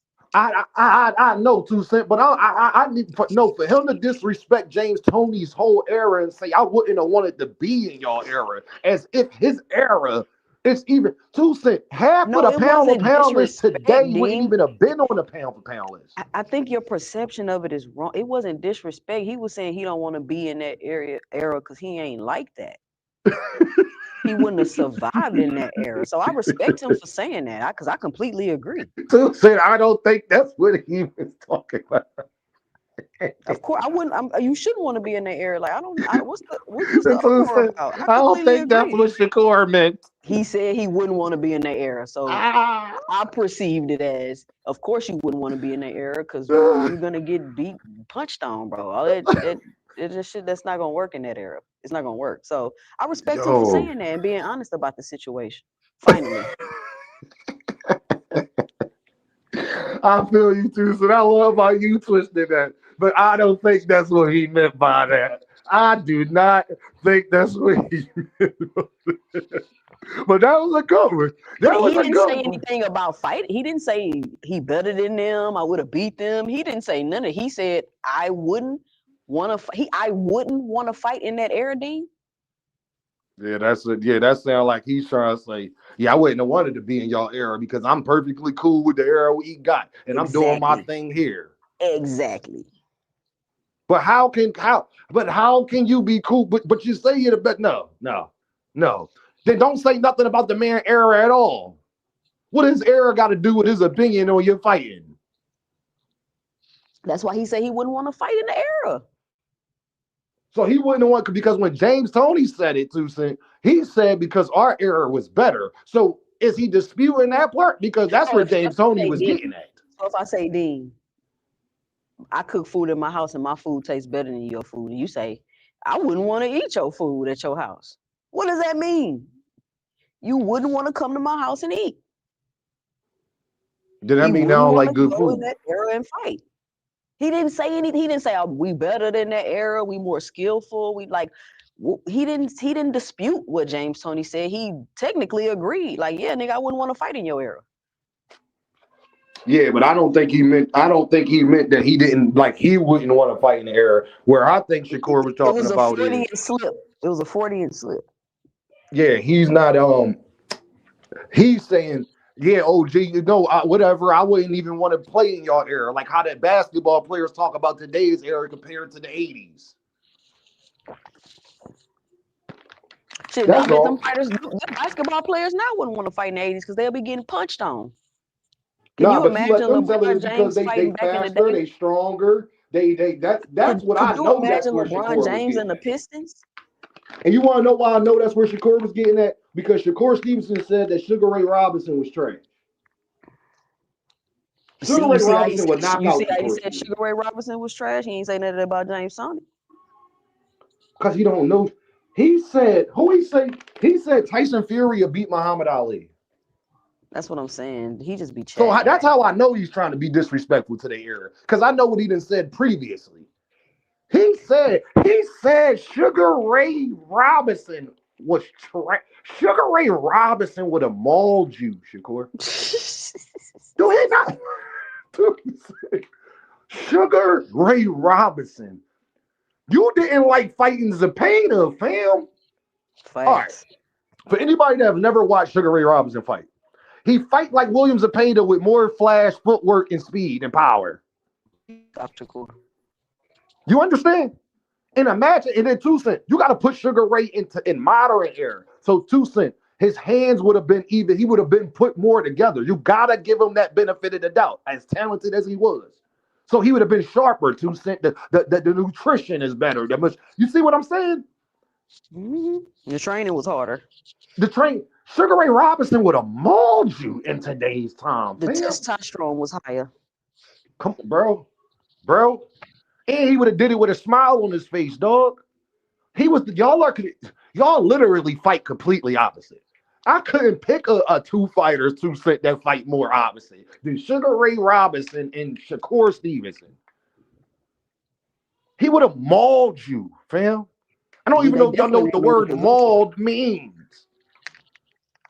Shakur, it would have been nothing Shakur could have did. That jab shit, bro. Y'all be all right, fellas. We don't even got to go you wouldn't be able to beat Sugar Ray Robinson with just a fucking jab. Just telling you that. Just stick to the fighters here. We ain't got to go that far back. And why he waiting to announce this Rayo fight? He think we gonna forget. He said he wasn't fighting him. I'm waiting for this Rayo. My thing is 2 Cent is why is people acting like he's not inactive right now? Why they ain't saying that about Shakur? That nigga fought at the second week of the year. I guess you gotta wait till after a year, then it's really inactive. Do you understand that Gervonta Davis and Devin Haney in the last 3 years have fought the same amount of times? That's what I'm saying. They don't never talk about Devin's in it. They don't talk about how Devin put himself on suspension when Ryan got suspended for a year. Why did he take a year off? He took a whole year off. It was like it almost kind of like makes Ryan being suspended pointless. And I'm not saying him being suspended pointless because of his punishment. I'm just saying you didn't take that opportunity once again to put yourself in the spotlight and come off of that loss to Ryan Garcia. All of the attention is on you. Get in another fight, beat somebody, look good. You get what I'm saying? Like, that's another opportunity Devin had to just boost his profile. And again, he didn't do it. 2 Cent, you understand.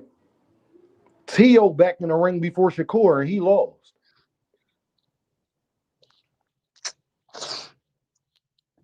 Like, You know, that's I what don't I'm know talking about. Why Clarissa not saying that Shakur's inactive and Devin's inactive? She part of the squad. You know she ain't gonna say nothing. You already know she ain't gonna say that. I know. That's my point, though. I know she's not gonna say that. But I was gonna say, why is the weight class Shakur fighting in a secret? Why is who he's fighting next a secret? And why was his Zuffa contract a secret? Why is he so secretive? A lot of this not making sense to me, 2 Cent. It's not. And we don't It's even know not what making weight class sense. Shakur gonna be in. At the very I think he's gonna stay at 140, to be honest. Again, we don't know. How he gonna stay at 140 if Zuffa don't got 140? Riviera, what's up, my dog? What's the deal? Hold up, man. I just got done doing speed intervals. I'm trying to catch my damn breath. Hold on. All right, go ahead. Catch your breath, my dog. Go ahead. Continue, 2 Cent. What was I saying? Oh, yeah, I'm just saying, Dean, like, why is it a secret?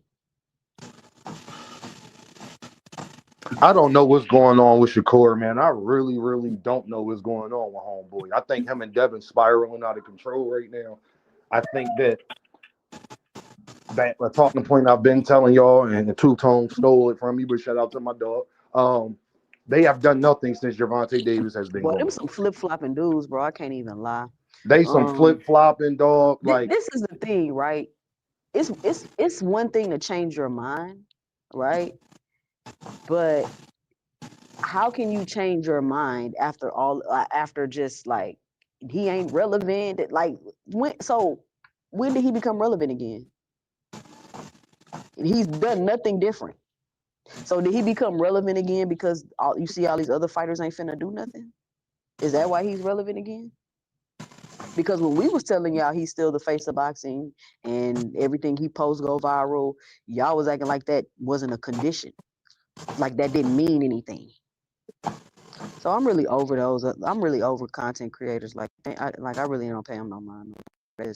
They doing what they got to do. It is what it is. It's all for entertainment purposes, I guess. Man, there's nothing. See, the thing is, it's becoming more Blueface and Christian Rock than it is boxing. They doing more talking than they are fighting. Christian Rock and Blueface fight more than Devin and Shakur and Gervonta. Oh, mama.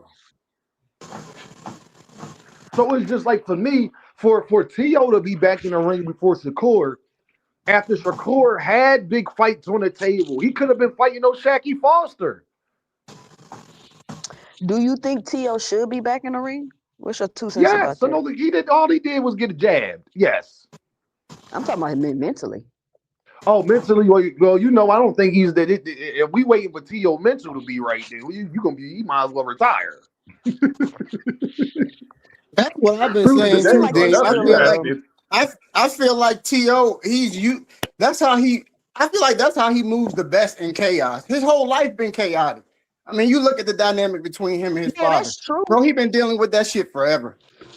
So yeah, that's why he's up and down. That's why he's not consistent. Yo, shout out to Ishmael, man. Happy birthday, Ish. Happy birthday, my dog. Shout out to Ishmael. Happy birthday, gang. But no, I got a bone to pick with content creators, man, because obviously, like I be quiet. I listen. A lot of times I be busy doing stuff, so I can't always hit links. But I'm familiar with 2 Cent. I'm familiar with you too, Deem. I haven't been on your panel before, actually. But so I know a little bit about y'all. I know both of y'all got athletic backgrounds and shit. So my biggest thing is, man, like that's the reason why I fell in love with sport, period. Is because this, to me, it's the purest form of you getting what you earn. You getting what you earn, and it's the purest form of meritocracy. Everything is based on merit. You know what I'm saying? Like, yeah, you either good. A coach might not like me, but if I'm nice, he got to play me in order for, you know what I'm saying, hit the team to fucking win.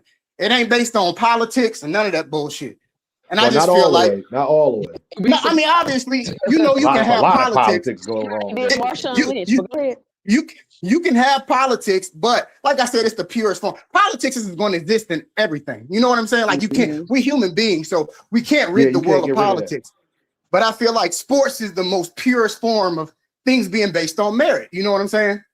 And I just feel like when it comes to Rolly, he's the problem with that. Like I can't stand. That's why I'm not. To me, I know that's the reason why I'm not as successful in the business world is because I can't stand having somebody over top of me that I got more education than. I know I'm more intelligent than, but they in a spot because somebody liked them more than they like me. Why you say Rolly though?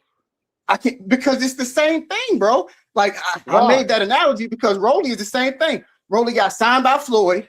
Floyd saw him, you know, because obviously he's from Vegas. Saw him in sparring, was like, I'm gonna sign this dude. He ends up signing Rolly.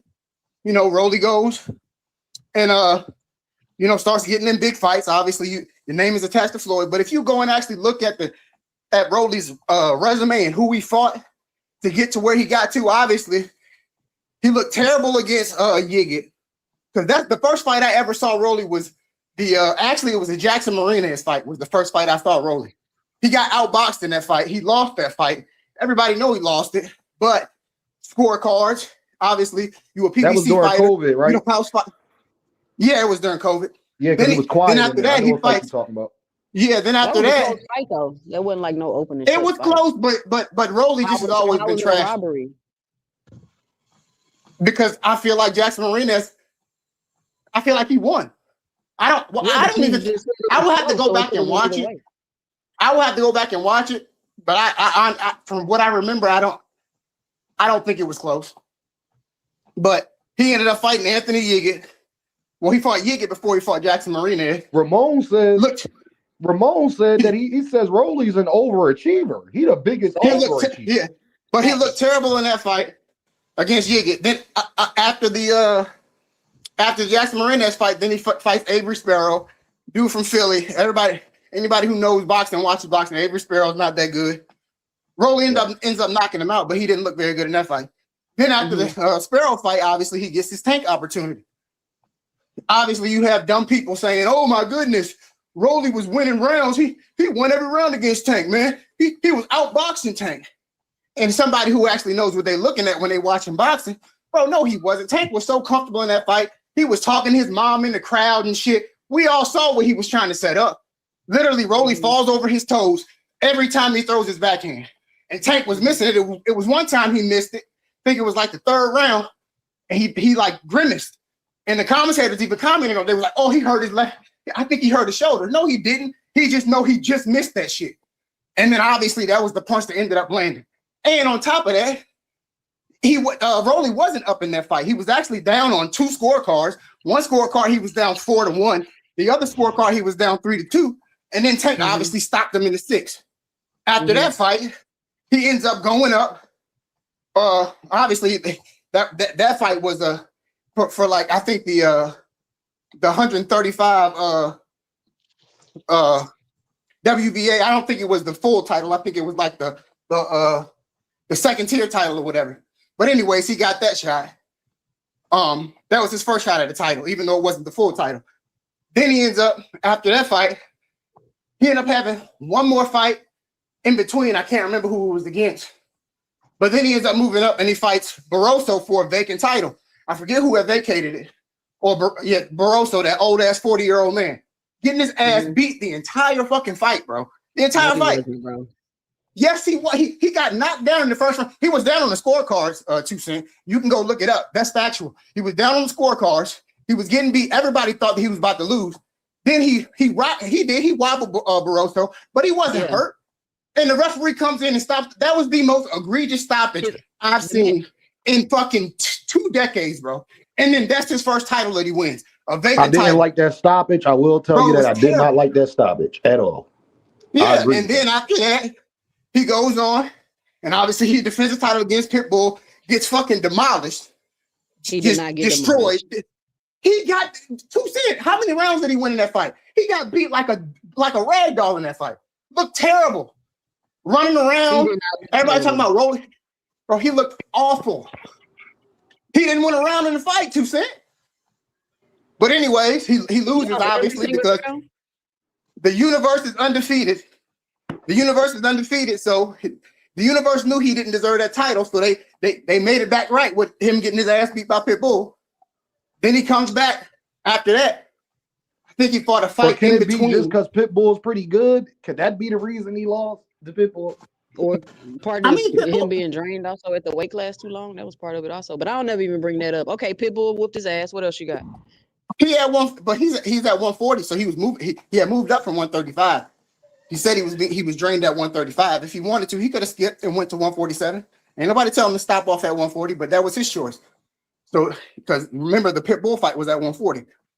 So then I think he ended up fighting one more fight in the interim after he lost to Pitbull. But then he ends up getting the fight with Ryan Garcia. Ryan Garcia. Yeah, he fought some dude named Manuel Lopez or somebody that nobody knows. He fought that fight. Then he ends up getting a fight with fucking Ryan Garcia. Now you have two guys, literally, and Rolly Romero, who came off of a knockout loss to Pitbull Cruz and fought some dude, Manuel Lopez, that we don't know who the fuck he is. And then you have Ryan Garcia, who we all know, his last fight, he tested positive for fucking steroids. But both of these dudes get a fucking title shot, a WBA interim title shot. Bro, that's what's wrong with the world. I hate shit like that. And my thing is, you have so many other great welterweight fighters that don't get second chances like these dudes get second chances that are way better than they are. Like Stanionis just lost the boots. This man literally, who knows when we gonna see Stanionis again? Is at 154, bro. He's still ranked. He's still ranked in the. I know he's still ranked. Stanionis is at 154, gang. How? His last fight. You know that he just had a fight. It was at 154. Well, the last fight that I know him, he fought that African boy. I forget what his name is, but that was at 147. That was at 147? Yes, it was at 147. Okay, 100% sure. I forget what the African. I thought he was at 50. No, it wasn't. It was at 150. No, it was 150 pounds. It was 150 pounds. So it was 154 pounds. It was a catch weight. There's no such a catch weight or not. It's at 154. If it's above, the minute it's past 147, it is 154. But I thought it was at 147 too. But that's my bad. So was it at 150? Hey, Boxing Nerd, what was it at 147 or not? If it was at 150, it was a catch weight. It was a catch weight. It was a catch weight. Then it was at 154. Yeah, anything above 147 is 154. So let me ask you a question. Why do you think the industry is just so behind Rolly? Bro, I haven't, and behind guys like Ryan too. Like Ryan, I understand because obviously Ryan's a ticket seller. How are they behind Ryan? Look at what I just explained. He literally got a title shot after. But Riviera, hold on, 2 Cent. Hold on, 2 Cent. I want him to finish. Who else at 147? You said Stanionis, but Stanionis' last fight wasn't at 147. So who else? Oh, Brian Norman Jr. just lost to Devin. Why isn't he getting another title shot? Because the sanctioning body he's in, he would have to fight Devin again. Rohan Polanco. They actually talked about a rematch. Yeah, that's why Brian Norman Jr. been asking for Devin again. Yeah, but so why aren't the sanctioning bodies and he working wanna, with hold on, Riviera, and he want to fight Keyshawn, but they on the same promotional company. They ain't got shit to do with Rolly. Not to mention Keyshawn turning it down too. What do you mean? What do you mean that doesn't have anything to do with Rolly? I'm not saying one has anything to do with the other. You talking about these 147 pounders not getting opportunities, but they own promotional company not giving them opportunities. Rolly ain't got nothing to do with Brian Norman Jr. Brian Norman Jr. is in a WBO. He would have to fight Devin Haney again. But that's all part of, like I said, politics in their promotional companies and people being. No, it's not politics, bro. He was in the WBO and lost to Devin. He has no choice but to go back in the rankings. They ain't put him at 10. He could get another shot at Devin. It's just where he lost to Devin already.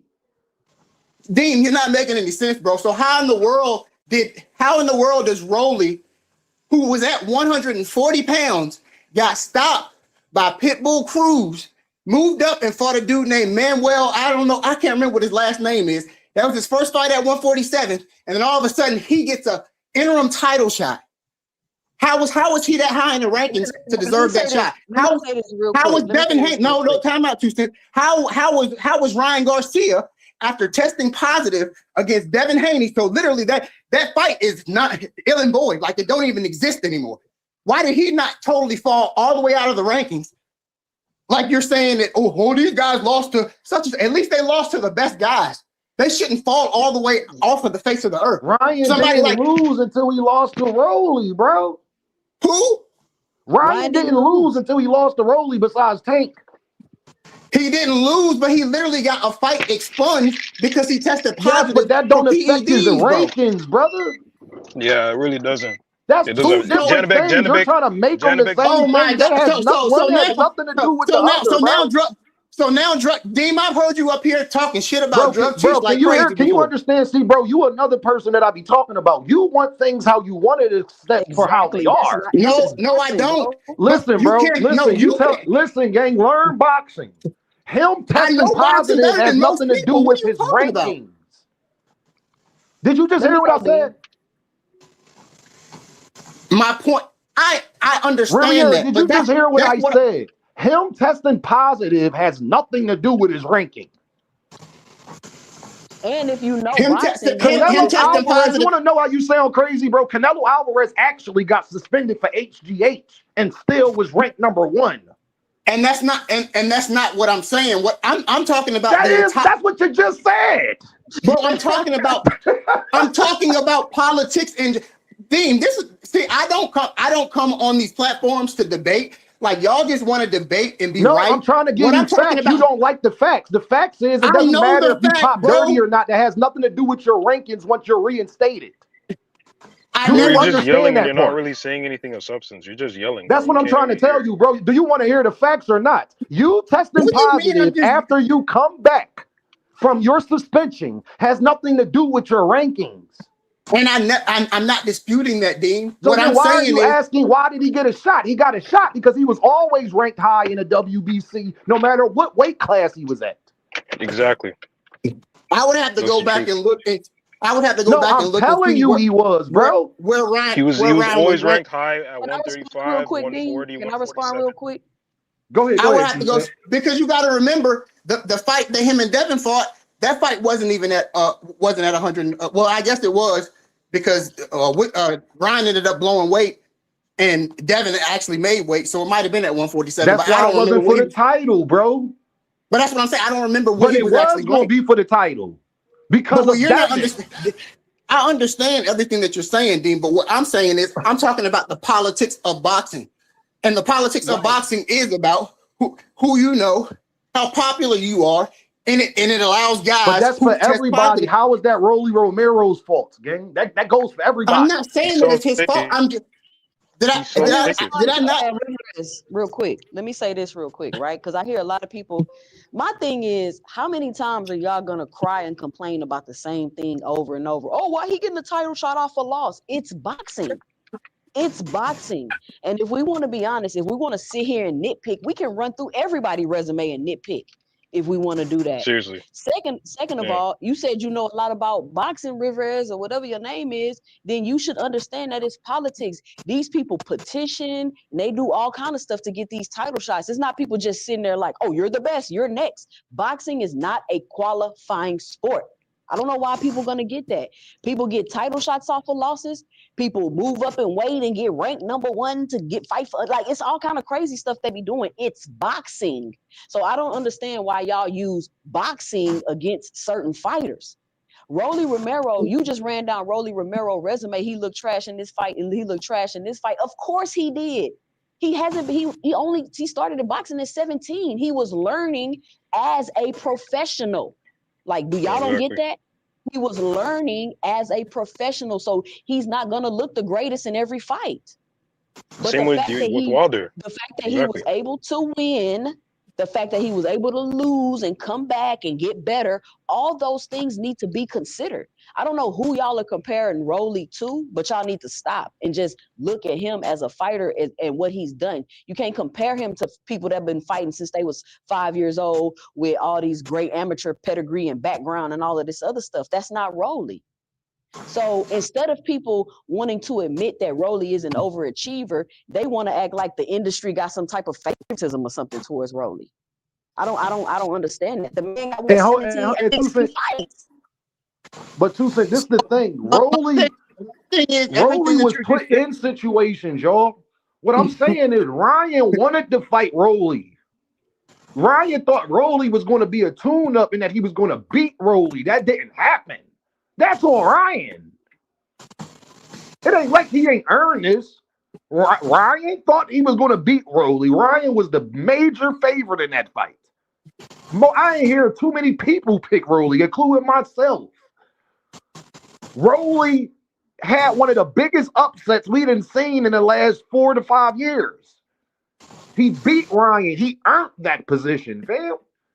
He wasn't given the title. Bro, how did he earn that position? I just explained to you. How many 50-50 fights does a fighter have to win before you stop calling him trash? Bro, how he earned it? Hold on, Tucson. How he earned it is because Ryan and Devin didn't fight.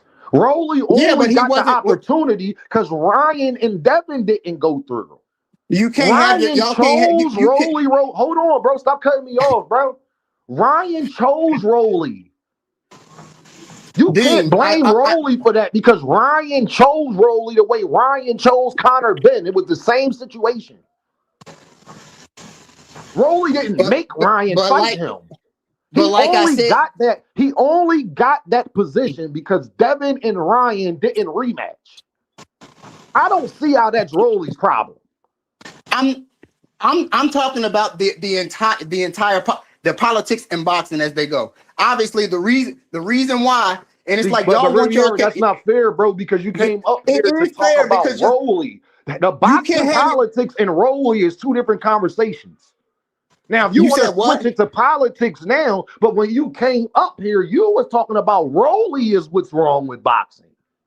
Bro, I prefaced my whole soliloquy with literally saying that I'm a merit-based guy. I love sports. That's the reason. Remember, that's what I was talking about, a meritocracy. And I don't like the politics in boxing that lift guys up. I feel like that they want to, whether it be what 2 Cents was saying about people petitioning and all that stuff. But that's still bureaucratic bullshit, bro.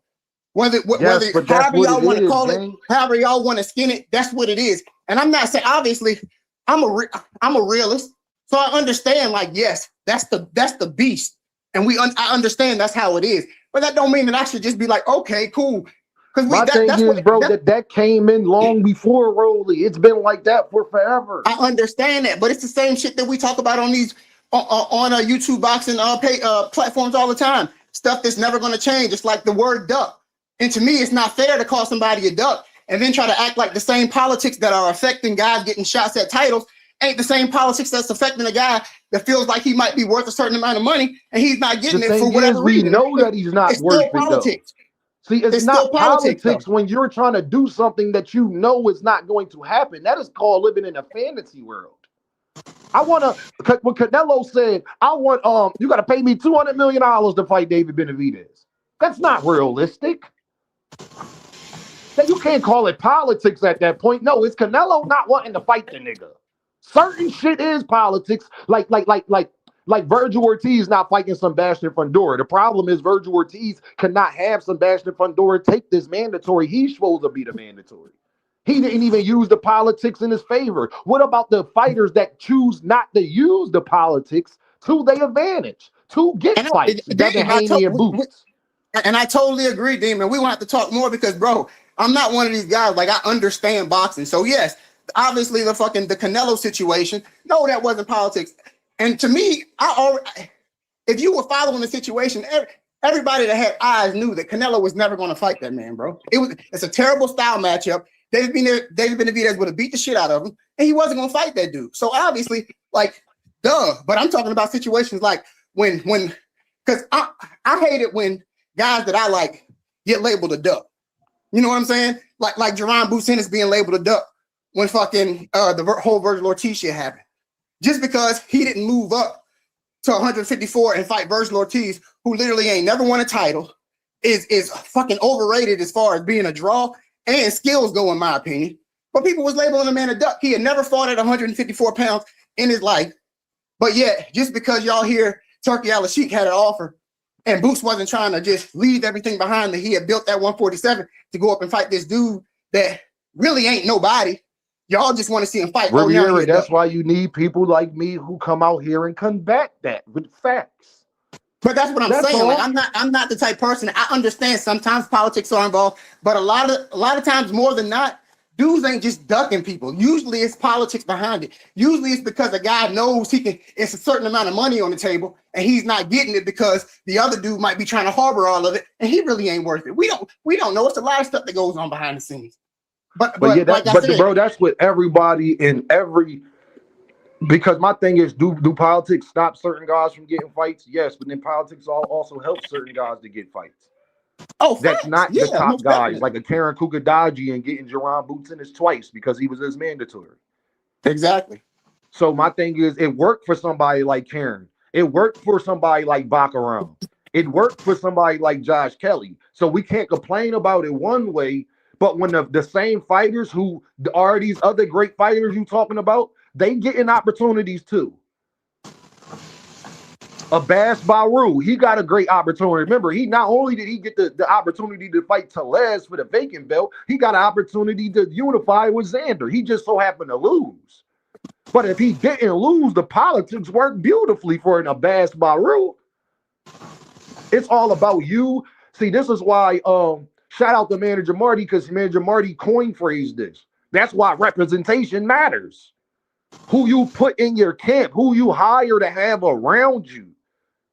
Yes, with your career, you got to be strategic, but it's like that in basketball. Every basketball player says the main thing that they wish that they would have did is be more business savvy. Understand that the NBA is the NBA, but I wish I would have been more business savvy and understand that it is a business. So when you run in a business, you got to put the best business people around you to handle business. Period.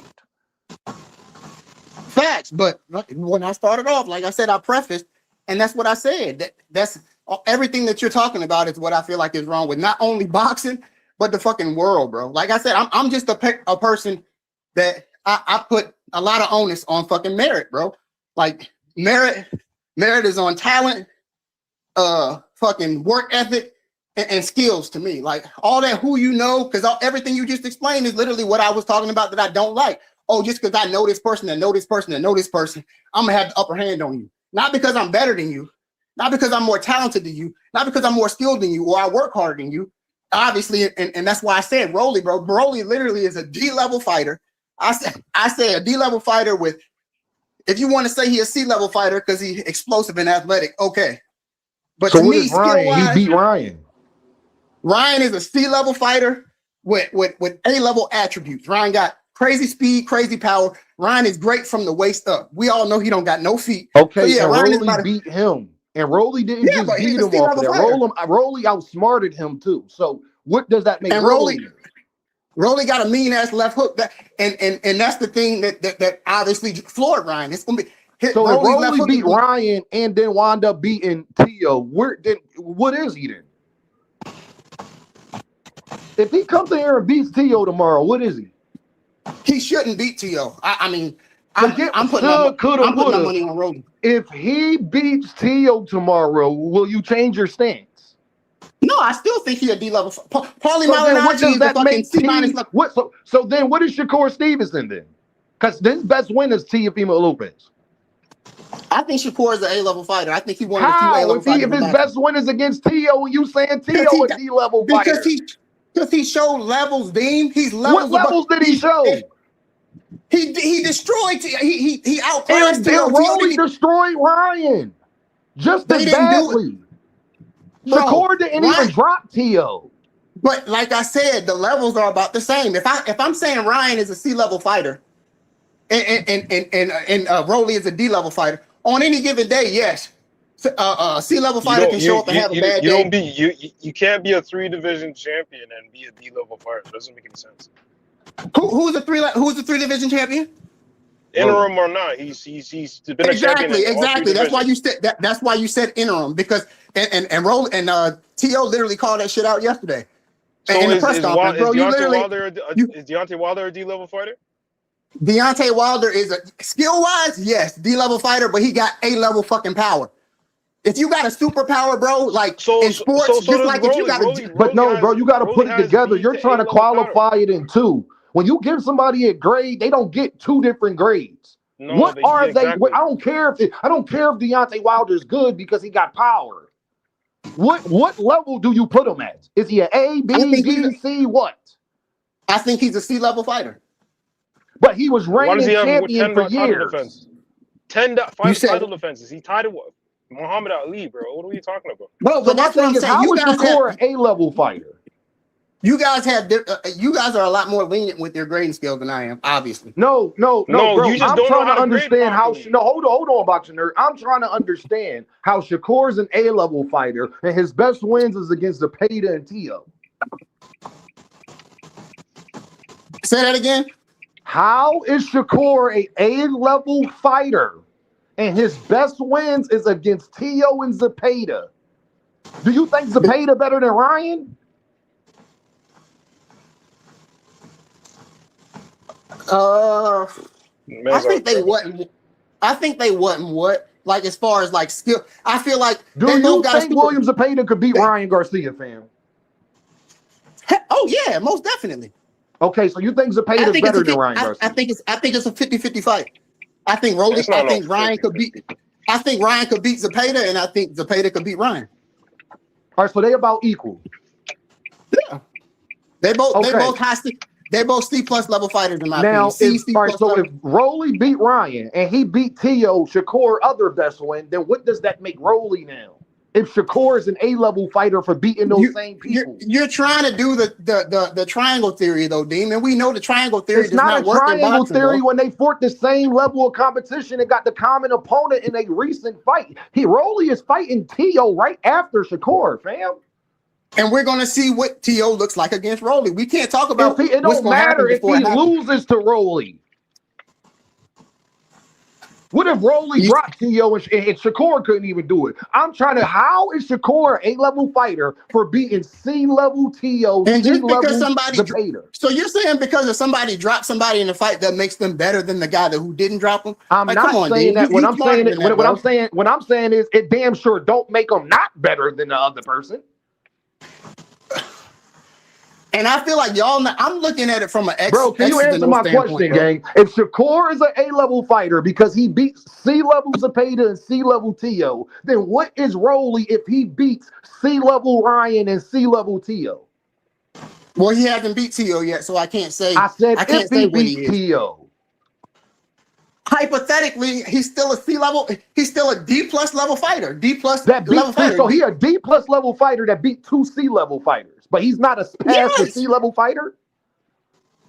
Do you know that don't make sense, right? That doesn't make any sense at all. How does it not make sense? So you telling me a D-level fighter in his last? Hold on, bro. Hold on. So you telling me a D-level fighter in his last 2 fights beat 2 C-level fighters, but he's still a D? Dean, you familiar? No, Dean, you familiar? You said you're a basketball guy. You like football. That's like saying, okay, this team that's at the bottom of the division. It's a team sport. You can't compare it to one-on-one. We're not about to do that. That is a team sport. It's so much that goes into a team sport winning. It'll never be one individual. On any given Sunday, can't do that, bro. On any given Sunday, one player don't determine no win in football, basketball, nothing. So you cannot compare. Boxers will tell you. So you don't think boxers have off? So you don't think boxers have off nights? You don't think boxers come in the ring where they got individual problem? But that's what I'm saying, though. So you can't stay just because a D-level guy gets up and he beats a C-level guy. That automatically means he becomes a C-level guy. Or he did it. It also don't mean, but it also don't mean he's worse than the 2 people he beat either. Bro, so you look. You can't say somebody's worse than somebody and they beat 2 people you said better than them back to back.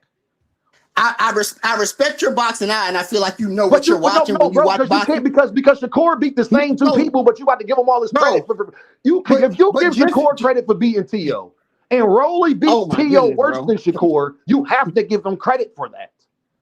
I'm gonna give him credit, but I'm not gonna say that Rolly Romero is now. I'm gonna think that Rolly Romero is now a C-level fighter when I still think he's a D+ level. When I watch film.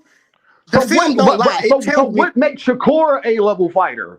He's not fighting A-level competition. So what has he shown you? What fight showed you? Hold on. What fight showed you he was just levels above everybody else? Well, the Zepeda fight showed me that he was levels above.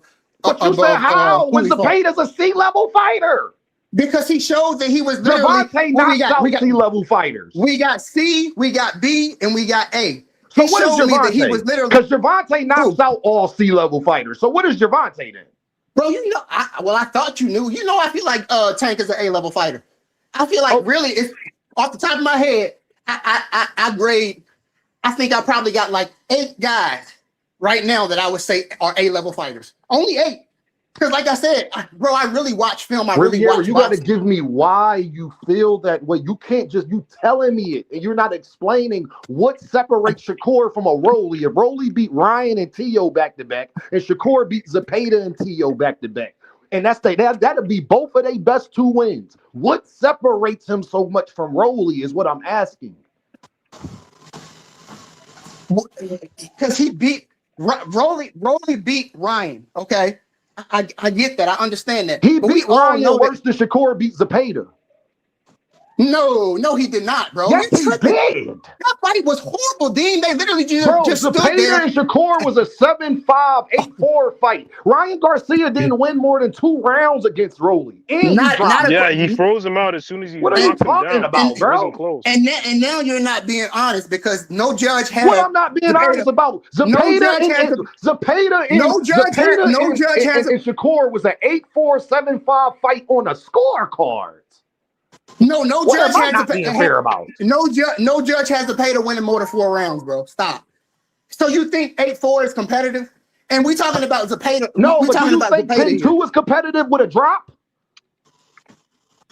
No, it's not competitive. But okay, then. Okay, what I said is when you drop somebody and you clear them out worse than Shakur cleared out Zepeda. That was more impressive. I don't think so. He literally stunned Ryan. Like Ryan didn't have no offense after knocking him down. He won more rounds. Because we always want to talk about he dropped Ryan. How can you say it's not more impressive? See, this is where you're being biased. Dean, bro, like I said, bro, you say it's not more impressive when he won more rounds than Shakur did against Ryan, and he dropped Ryan. Context matters, right? And he was the underdog, bro. He was the underdog. Matters. How wasn't it more impressive? So you a former athlete. Stop asking me a question with a question and answer my question, bro. He was the underdog. He won more rounds and he dropped Ryan. How was Shakur's fight more impressive? How? Because the mental goes into the physical just as much. And we all know. The mental, don't that mean Rolly get more credit because he was the underdog? No, I know because Ryan is fucking scared of fucking Rolly, bro. What are you talking about, fam? He's literally scared of Rolly. How are you giving the favorite more credit mentally than the underdog? So you just not integrating the fact that literally mentally Ryan is scared of Rolly. That's being scared of somebody else, bro. That's huge in competition. How you know he's scared of Rolly? You found that out afterwards. You didn't know that before the fight. Bro, Rolly was literally saying it before the press conferences leading up to the fight. Have you ever seen Rolly and Ryan spar? Ryan not scared of Devin, but he's scared of Rolly. Then how good do Rolly got to be then? So what grade do you give Devin Haney? What are you talking about, bro? Nobody's scared of Devin Haney as far as like physically. They might be scared of him as far as losing a boxing match. So Rolly's a D-level fighter and people scared of him? Do you know how you sound? He can punch. He can punch. That's it, bro. Hey, y'all. Bro, if you scared of D-level fighters, you need to retire. He's a D-level fighter that's been beating his ass since they was little in the gym. That's why you scared. That's why he's scared of him. So there's people that scared of a D-level you know exactly fight. what I'm talking about, bro. But you're trying to act like you don't know. You're don't trying to know act like what you you're don't talking know. about. No, I don't agree that Ryan Garcia was scared of Rolly Romero, so I don't know what you're talking about. Bro, he said it. You can ask YSM all of this Ryan shit. Garcia YSM said actually he did was the scared of interview. Rolly. Rolly said Ryan was scared of him. So what? Rolly said that. Rolly said Gervonta was scared of him too. So what? You look at their Rolly interactions in said public. Gervonta was scared of him too. I never saw that, but okay then. We have.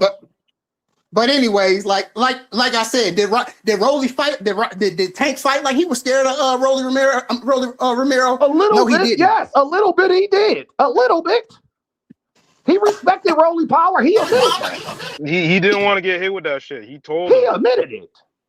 So y'all agreeing with me now? Being scared of Ryan too? Tank Davis was on his back foot. So y'all agreeing with me? It's a possibility that Ryan might have been scared of Rolly. No, I don't agree with you. I said a little bit. That don't mean that he's actually. Everybody gets a little bit nervous. That don't mean that you're so nervous that you can't do your job. It's a difference. Well, that's what it looked like with Ryan. Go back and watch that fight, and you tell me, Deem, if Ryan looked like the same fighter. Everybody said it, bro. He literally had his hands in his pocket the entire fight. He had his hands in his pocket because if you know boxing, he had his hand in his pocket because Rolly took his left hook away. No, he didn't. Rolly didn't take his left hook away. Ryan was just scared to throw a punch because. What are you talking about? How did he take? That's literally what happened. As soon as hold on, Riviera, boxing nerd, and and who else up here with me? Who else up here with me? And Coach Trammell. Rolly didn't take Ryan Garcia left hand away. He definitely did. After the first knockdown, Ryan didn't do anything but throw a jab. Because as soon as he threw the left hook, Rolly countered, or I think he framed, and then he threw two left hooks. Rolly dropped him. He was trying to throw a left hook. He hooked with Ryan when Ryan threw a jab. Go back and watch the fight.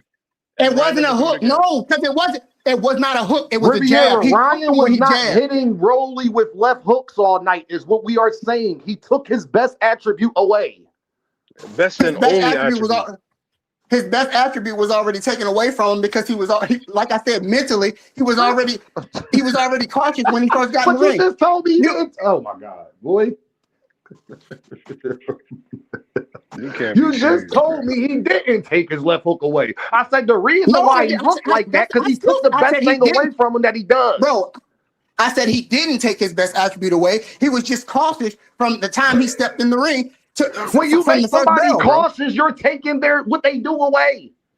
They don't want to do what they normally do. They're cautious. That's the mental shit. We've never seen Ryan. What the other boxer is making them do. Because if it wasn't Rolly, he would have been doing it. So y'all Riviera versus Mario Barrios, did he use his left hook?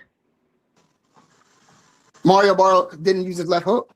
I said against Mario Barrios, did Ryan use his left hook? His famous left hook. Yeah, but the first knockdown was overhand right. Okay, he did, but no, was he landing his left hook all night against Barrios?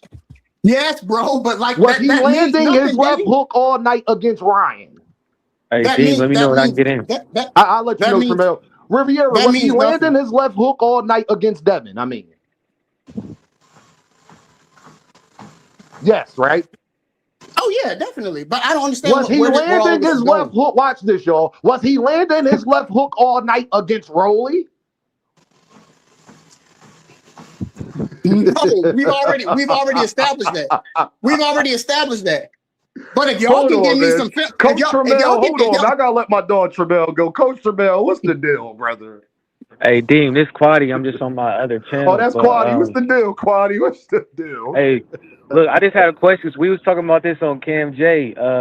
So my thing is, how is Shakur an A-level fighter, right? If Rolly didn't have more 50-50 fights, and you can't really, and in fights that he's been in, even winning and losing, he's not too far. The gap isn't like too far off. So I don't understand how no one's made him look like he's a C-level fighter. You know what I'm saying? Like, it's because you lose. So I don't understand how you could be an A-level fighter, but you not taking 50-50 fights, or you fights that you taking, you damn near got every advantage. You know what I'm saying? So I don't, like, help me understand that. How is Shakur and Devin that much better? Because in reality, I don't know. Are they that much better? That's what I was trying to get at. You can't tell me somebody. You gotta. Hey, I need to know what fight made Shakur an A-level fighter. If Rolly beating Ryan and Tio don't make him an A-level fighter. Man, just like y'all can't explain to me how supposedly Rolly took Ryan's left hand away, other than literally he was cautious because of the power. Like that's not anything skill wise. First of all, I could tell you how he took his left hand away. Number one is he didn't want to get hit with Rolly got power in either hand. So all Rolly kept doing is that when he throw the hook, Rolly a hook with him. He knew if he kept doing that, he would have got knocked out. So he had to switch to just throwing his jab. Just throwing a regular jab instead of trying to turn it into a hook. So I guess because every time he tried to turn it into a hook, Rolly saw that coming and hooked with him. They both orthodox fighters. I can see that. So being A-level only has to do with skill, because just because you highly skilled don't make you. That just makes you an A-level. Is that what I'm that getting? don't make you an A-level fighter. That's what I'm Andrade saying. is highly skilled. I mean, we can talk about whether we're talking about X's and O's. Amir Khan was more skilled than a motherfucker. Because I'm trying to really see like what makes Devin Richardson and Shakur, Henderson's is skilled. Yeah. So what makes Devin and Shakur A-level fighters? Because to me they just very good. They not like what makes them what makes them. That's what separates them from the pack. What separates them? Because of how wide range their fights are when they fight guys, like the scorecards. Obviously, people, and it's recency bias. I get it. Like obviously, the last time we saw Rolly in the ring was against Ryan Garcia, and he looked really good. But before that, we know Rolly wasn't out here winning every fucking round in every fight. He wasn't he wasn't 10-2 guys. Bullet was his coach. Bullet wasn't a good trainer. Bro, and I'm telling y'all, besides, go ahead. My fault. Whoever's talking, I didn't mean to cut you off. Go ahead. That's my bad. That was my bad. Y'all go ahead. Your coach has a lot to do with what kind of success you have and how you approach the game of boxing. And Bullet wasn't a good coach altogether. He was just letting Rolly do what he does. I feel like Salas has. That's Booker T. That's Booker T. Like Tank. I know he's not a good trainer. Exactly. So Salas has really honed and calmed down Rolly's tendencies. He's more conventional. He still has his power, but he's going in with a game plan. He's using more IQ. He's getting smarter as the days go on. Like he's improving. So we're saying because Shakur damn near beat Tio, like 12 zip or whatever you want to call it. He did. It was clear that made him elite. So Tio's elite because going into that fight, they wasn't saying he was elite. He was very good. No. Bro, I tell everybody. I tell everybody that'll listen, and obviously I bet money on the fight. Bro, T.O. is going to get trashed by Shakur. T.O. I told everybody that too.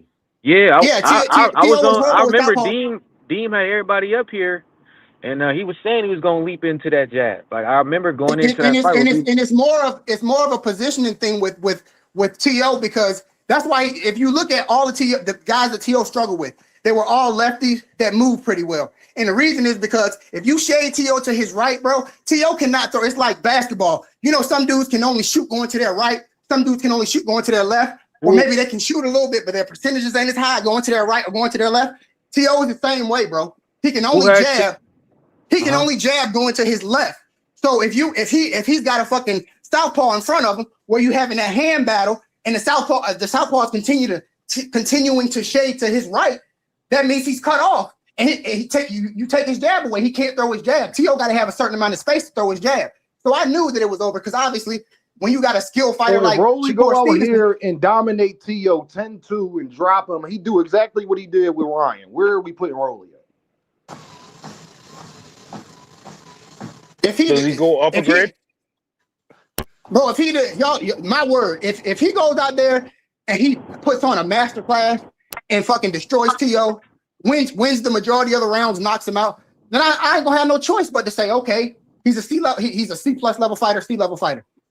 Hold on. But who has Shakur beat that's elite? From 35 and up, who has he beat to be like, man, this dude is elite? Oscar Valdez. What do you mean? Oscar Valdez is so elite. So if he He was go and elite. beat Tio worse All right, than Shakur did, he not where But- Shakur at? but He's Tio's not not elite. A-level? But how can you really beat him worse than Shakur did though? If he Shakur knocks him literally out, that's beating him By worse. knock- What are you by talking knockout. I about? mean, I guess. It ain't no I guess. It God, is. There's no I guess to that. Yo, I just hope Tio doesn't go into the fight thinking First of all, it's the same role he knockouts sparred. are definitive. Scorecards aren't. People get robbed all the time. So every time that you let it go to a scorecard, you can't say you beat somebody worse than somebody knocking somebody out. Because you made the fight definitive on who won. When it go to a decision, you can have 50 people come up here saying, I think Tio won. I think Rolly won. I think Tio won. I think Shakur won. Context matters though, Dean. Like if you have a fight where it's just like recently we saw Fundora in Mendoza, and everybody and their mama gonna say the first thing you say something about Mendoza knocking Fundora out, man, that was a lucky punch. He was losing every fucking round. But by your definition right now, that win right there is better than somebody that beat somebody on just on points and 12 O's because he knocked them out. Yeah. Context matters, bro. He made it definitive. I've seen, But he was getting his ass beat I've though, seen dude. guys win clearly that I thought won clearly, and then they lost on the scorecards.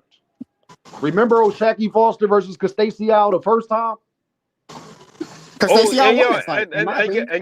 and guess who Brian Mendoza's coach was for that fight against Fundora? You know who his coach was? Salas. I think it was Salas. Yeah, I think it was. Oh man, hold on.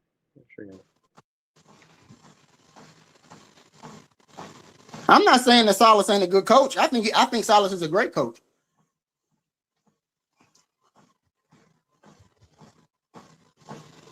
That's my bad. Now, remember Castasiao versus O'Shaquie Foster the first time? Oh yeah, most definitely. O'Shaquie Foster won that fight clearly, but he lost it. That's a fact. That's why you don't let it go to the scorecards. And I get So what you're every saying. time Dean, you let it go to the scorecards, you are it's not in your hands no more if you won or lost. Yo, Riv, you know who the coach was for the Brian Mendoza fight against Fundora?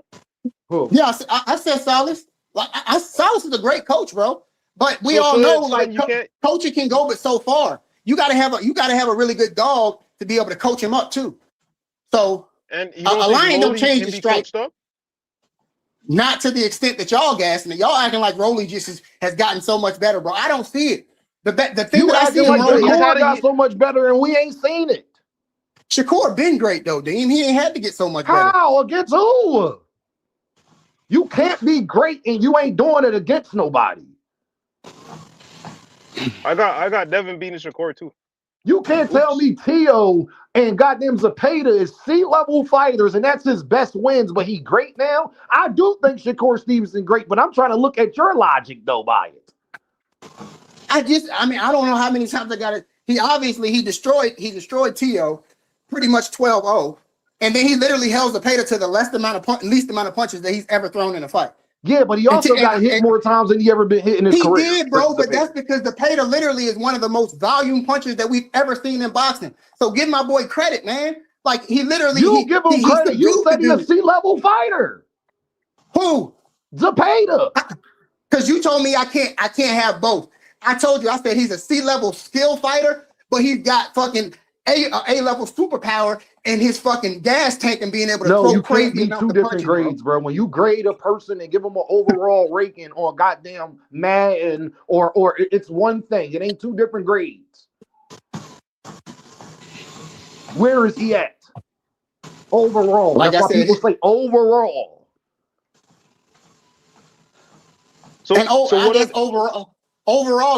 Overall, I guess I would have to give him a B-. But like I said, because of the fact that I said C, but I think he's got an A-level superpower, so I guess we know math, so I guess that's fair. That'd be a B-. Okay, B-. Okay, Zepeda's a B-level fighter. So what other Zepeda's better than Ryan. fighters? He has to be. He's a world champion. He won it against Lamont Roach, of all people, who's way better than Mario Barrios. So he's and since you're making me put them together, Dean, Ryan got to be a B-level fighter too, And Rolly got to be a C-level fighter because, like I said, Rolly is a D+ skill level, but I say his superpower is his strength and his punching power. But I don't think Rolly's athleticism and his explosiveness is A level. I think it's about B level. So I say Rolly. His power and explosiveness are definitely A level. You can't say that. Hell no, bro. You tripping. Yes, it is, bro. Rolly throws everything hard, bro. That's the reason why he punches. That's what people don't realize too. We were just talking about this on Tego channel. I feel like power is the most overrated shit in boxing, bro. Because you can have change like the momentum. It's not overrated. It's not overrated. If you land yes, it is, bro. If you land that shit, it can change the momentum of the fight. If that's like having a high-powered rifle. That's like having a high-powered rifle without a fucking scope, bro. That's the reason why. Hold on, y'all. Let me get to these super chats real quick. Shout out to my dog. I ain't gonna say your name, but shout out to my dog JC is all I'm gonna say. He sent 2 Earth bucks in the Cash App. Shout out to my dog. Shout out to my boy Trey. He says salute Dame. He sent 3 Earth bucks in the Cash App. He says salute Dame in the Cash App. Keep cooking, my brethren. You know I will. I appreciate you, dog. I appreciate you, my whoa. Thank you very much, Trey. You already know, baby. But nah, y'all, we gotta. If Shakur Stevenson, 2 best wins is Zepeda and Tio. And if Rolly go out here and beat Tio just as bad or worse than Shakur, we ain't talking about what our opinions is of it. I'm talking about career-wise. You got to put him right where Shakur at. It's about facts. The facts of the matter would be that Rolly Romero has a better resume than Shakur Stevenson. Rolly Romero would have beat just as good a competition as Shakur Stevenson. So, do you still think now if they fought each other, if you think Shakur will win, that's fine. But career-wise, they'll be the same exact place. Sorry. And Shakur better be careful with that kind of fight, too. And Rolly has been headlining more than Shakur, too. That's not leave that part out either.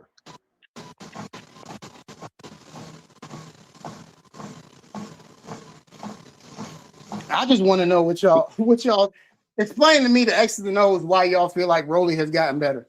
What's gotten better about his coach? Explain it to me. But you use your words and explain it to me. Break it down. What is he actually doing in the ring? Just said his coach. I already told you his coach has really honed his skills. He's been able to calm Rolly down. But if you can't identify what he does and you can't put it, you can't use your words and tell me what he's not. I'm using my words right now. He's not as wild as he once was. He's setting up shots. He's using more frames. He's using his jab in a different way. He's not as wild. He's using more technique. He has a game plan. He's not going in there just to beat people up. Like he's a different fighter altogether. So you're saying that it's more of, because I can rock with that. You're saying it's more of Silas and his game planning than it is actually Rolly and like his skill set just getting that much better. Because I feel like Devin, Devin is able to listen better. Yeah, because I feel like Devin is the same way. I feel like Devin is real good at following the game plan, in a fight. But I feel like when it comes to actually having to adjust, that's when shit goes out of the window. Because I feel like Devin, even though Devin is a skilled fighter, I feel like Devin is less skilled than Shakur is. And I feel like when the rubber hits the road and he has to make adjustments, he struggles. Like in the Lomachenko fight, he struggled mightily in that fight because Lomachenko figured it out. My problem is not that you think Shakur's an 8-level fighter. My problem is that you won't give Rolly just as much credit for beating the same level of competition. I'm gonna give him credit. I'm gonna give him credit. I'm gonna give him credit. Just like I feel like Dean, for example. I wasn't on the panel yet, but y'all was talking about how good James Toney is, bro. James Toney is one of my favorite fighters of all time. I feel like he's one of the most underrated fighters of all time. One of the best fucking chins of all time. And I feel like as far as accolades go, bro, and as far as you saying that you got to put him in the same sentences of Roy Jones, you definitely do. But as far as skill level, no, bro, he's not fucking with Roy. That's what I'm saying. Like, yes, we can talk about Rolly. We can talk about skill. No, no, We no, can no, talk no, no, about no, no, skill no, level. no. Slow down, slow down, slow down, Yeah, I slow don't know down. about that. I put Slow James down, right. slow down, slow Yeah, they down, slow skills. down. They might be different, but Number I couldn't one, say that. number one. James Toney is more skilled than Roy. Roy was all athleticism. Bro, that's not Let's talk true. I about it hate now. I hate that, He bro. was I hate all when Well, how people say about this, that. So why Riviera did he Boxing Nerd? I got one for him. James Toney defense was way better than Roy's. In the pocket, Roy it got was. knocked out every chance he That's got. a skill, bro. That's a fucking In the skill. pocket, it was, but Roy's feet was his defense, bro. Like a lot like Devin. So you can't cancel out one and just say, oh, his I defense was ain't gonna as give good Roy because his he don't credit. I do it was in the just saying, James Toney. We talking about a skill. James Toney got. We talking about skills. James Toney got different set of skills, but he's more Marvin Hagler, and Roy's more Sugar Ray Leonard. But agreed. but skill wise, they just do different things. They're both very skillful, though. You feel what I I'm think saying? Roy was just most definitely breaking it down skill for skill. It's I like just Joe think Frazier Roy and Tyson Fury. Is Tyson Fury more skilled than Joe Frazier, or do he just got different attributes than Joe Frazier? See what I'm saying? I think he's more skilled. I think he's more skilled. I think Could be. But my thing is, skill is also ring generalship, effective aggression. You understand what I'm saying? Punch Do y'all placement. think having what you have Tyson work for Fury you. punch placement is not close to where Joe Frazier's is at. Do y'all think Yeah, athleticism is a cool. skill? No, Athleticism is an attribute. it's an I attribute. got that. I feel, Attributes, I feel first of all, let's break down what's the difference. Attributes are things you are born with. Skills are things you can work on. Agreed. I agree. Okay? Attribute is how fast you run. That's something somebody you could get faster. You can work on that too. But you either fast or you're not. Tom Brady will never be fast, no matter what he does. Facts. Peyton Manning will never be fast, no matter what he does. Who a boxer I'm trying to think of that's not Butterbean. But Butterbean will never be fast, no matter what he did. You understand? I don't feel like Shakur Stevenson will ever have power. Shakur never have power. You know what I'm saying? No. Shakur can never get power, no matter what he does. Him or Devin. I think they could. I think they could generate more power. Skill is your footwork. Skill is your punch placement, like how sharp you is or not, how coordinated you is or not. Skills is your head movement, your defensive skills. It's like rebounding. Like rebounding is a skill. That's something you can work on. That's effort. You see what I'm saying? Defense is a skill. Now, how good you could be at set defense or set skill, your athleticism could play a factor in that. That the guy that's let's say a Jerron Boots Ennis, if he really just worked on just defense, he'll be damn near unhittable because he has the athleticism to go with fighting set way, like a Pernell Whitaker or somebody like that. I think it's more of a mindset with. I feel like it's more of a mindset with Boots. No, I know. I'm saying if Boots just strictly worked on defense, his athleticism would make him damn near impossible. Same way if Roy Jones would have just worked on defense. It would have been damn near impossible to hit him because of a certain attributes he had. But you don't have to be fast to have good defense. Right. You don't have to be fast to have good punch placement. You don't have to be strong to have explosiveness. You see what I'm saying, y'all? Certain skill sets, a skill set is your jab.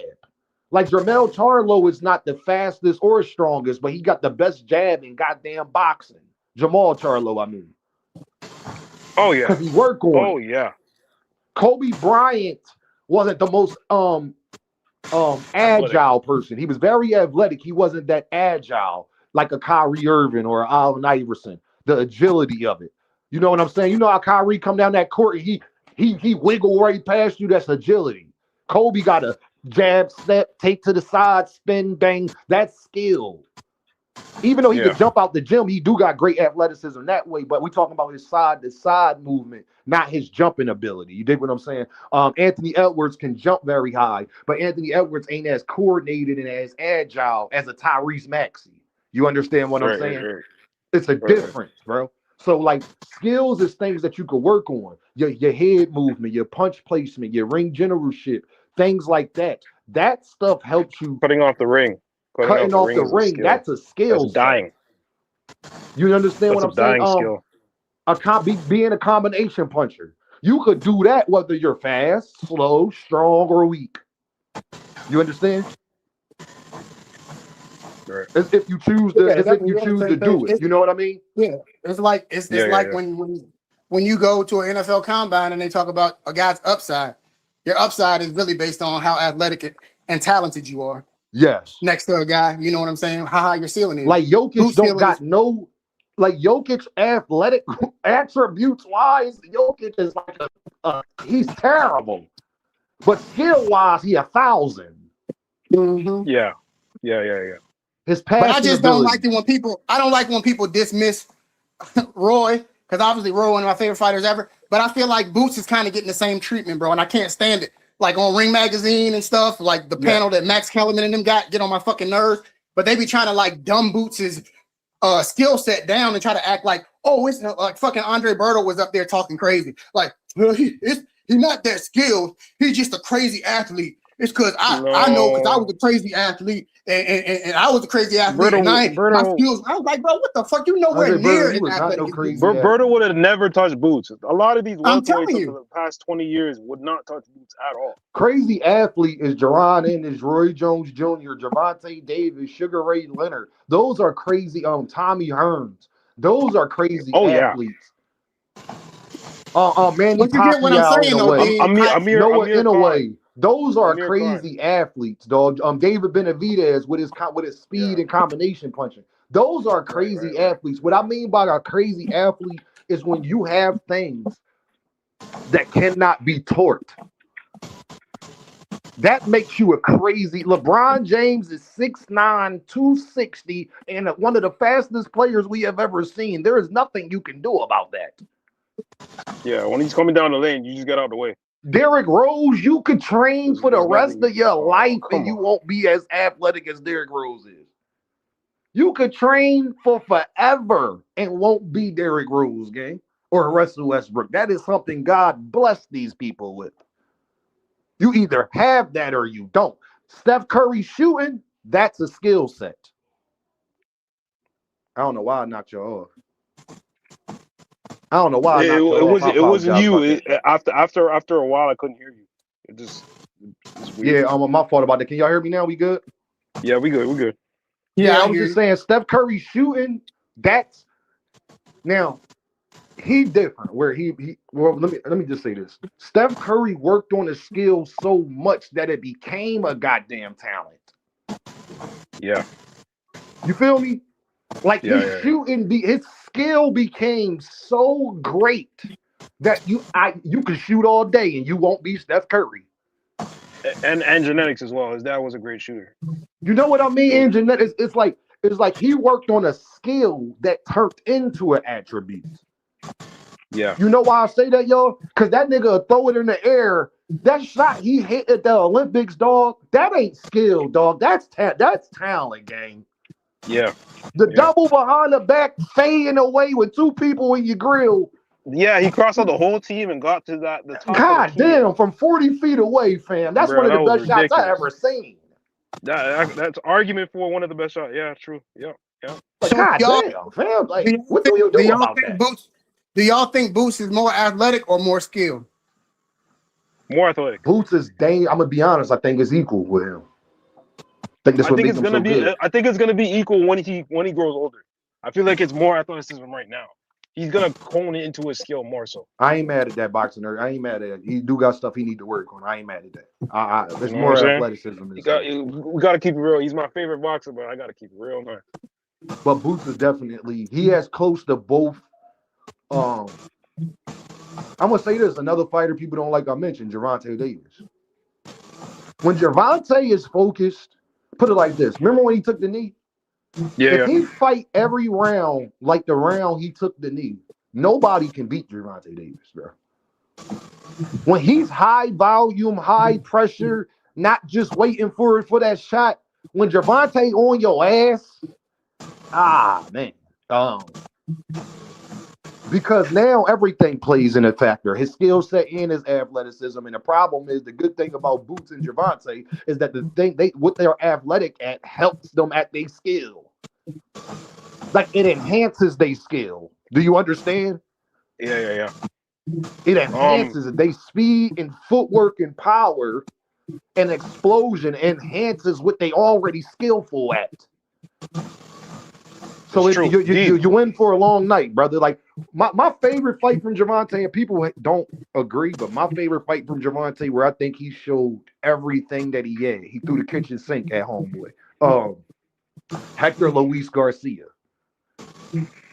When Gervonta fighting like that, when he combination punching and punching when you punching and not taking a step back, not when he working you. It's hard to beat that little dog. I'm just being honest, gang. When he was fighting how he fought versus Pitbull when he messed his hand up, like right before he messed his hand up, that's what I like about Pitbull. Pitbull makes you have to. Do you understand? You have to do this with Pitbull. Zepeda, they put you in predicaments where you have to throw the kitchen sink, or you're not gonna beat them. It's true. You feel what I'm saying? That's why Shakur's so good, because he didn't have to throw the kitchen sink and he was still able to literally. I think he did, though. I don't agree with that, Riviera. I think he did. That's why he said he's not fighting that way no more. I think Shakur threw everything he had at Zepeda. He sat in the pocket way more. Well, I can't say way more because he sat in the pocket against Jamel Herring and Oscar Valdez, but we all know the reason why. I'm not oblivious to that. But he definitely sat in the pocket a lot more. But like I understand what you're saying, because Zepeda make you do that, bro. You're gonna have to sit in the pocket a little bit with Zepeda. You're gonna have to bite down a little bit, gang. You don't have no choice in this matter. And Lamont Roach, and you know how you know Riviera? Because Lamont Roach couldn't handle what Shakur could. Once Zepeda kept coming with the pressure, now it's too much. That's why I was mad. Gervonta, what Gervonta say? He was like, man, I just ain't stepped on the gas when I should have. We all saw that. Because once he got mad about the knee, he turned into it. He was already winning that round, but he turned into it. We saw it in a split second. He turned into a different fighter round 9 and round 10. I tell you, who's a horrible style matchup for Zepeda though, and y'all already know. Yeah, he better stay. We already know. Bro, he better stay far away from that nigga. Bro, Tank stops Zepeda. I feel like Tank stops Zepeda inside 5, bro. You can't. That's the difference. Yeah. You can't throw all those punches. Gonna try to do and that shit is the last thing you want to exactly. do. We've seen that fight. We've seen that fight already. You want to get on your back foot against Gervonta. You don't want to be going forward against Gervonta. It's Santa Cruz.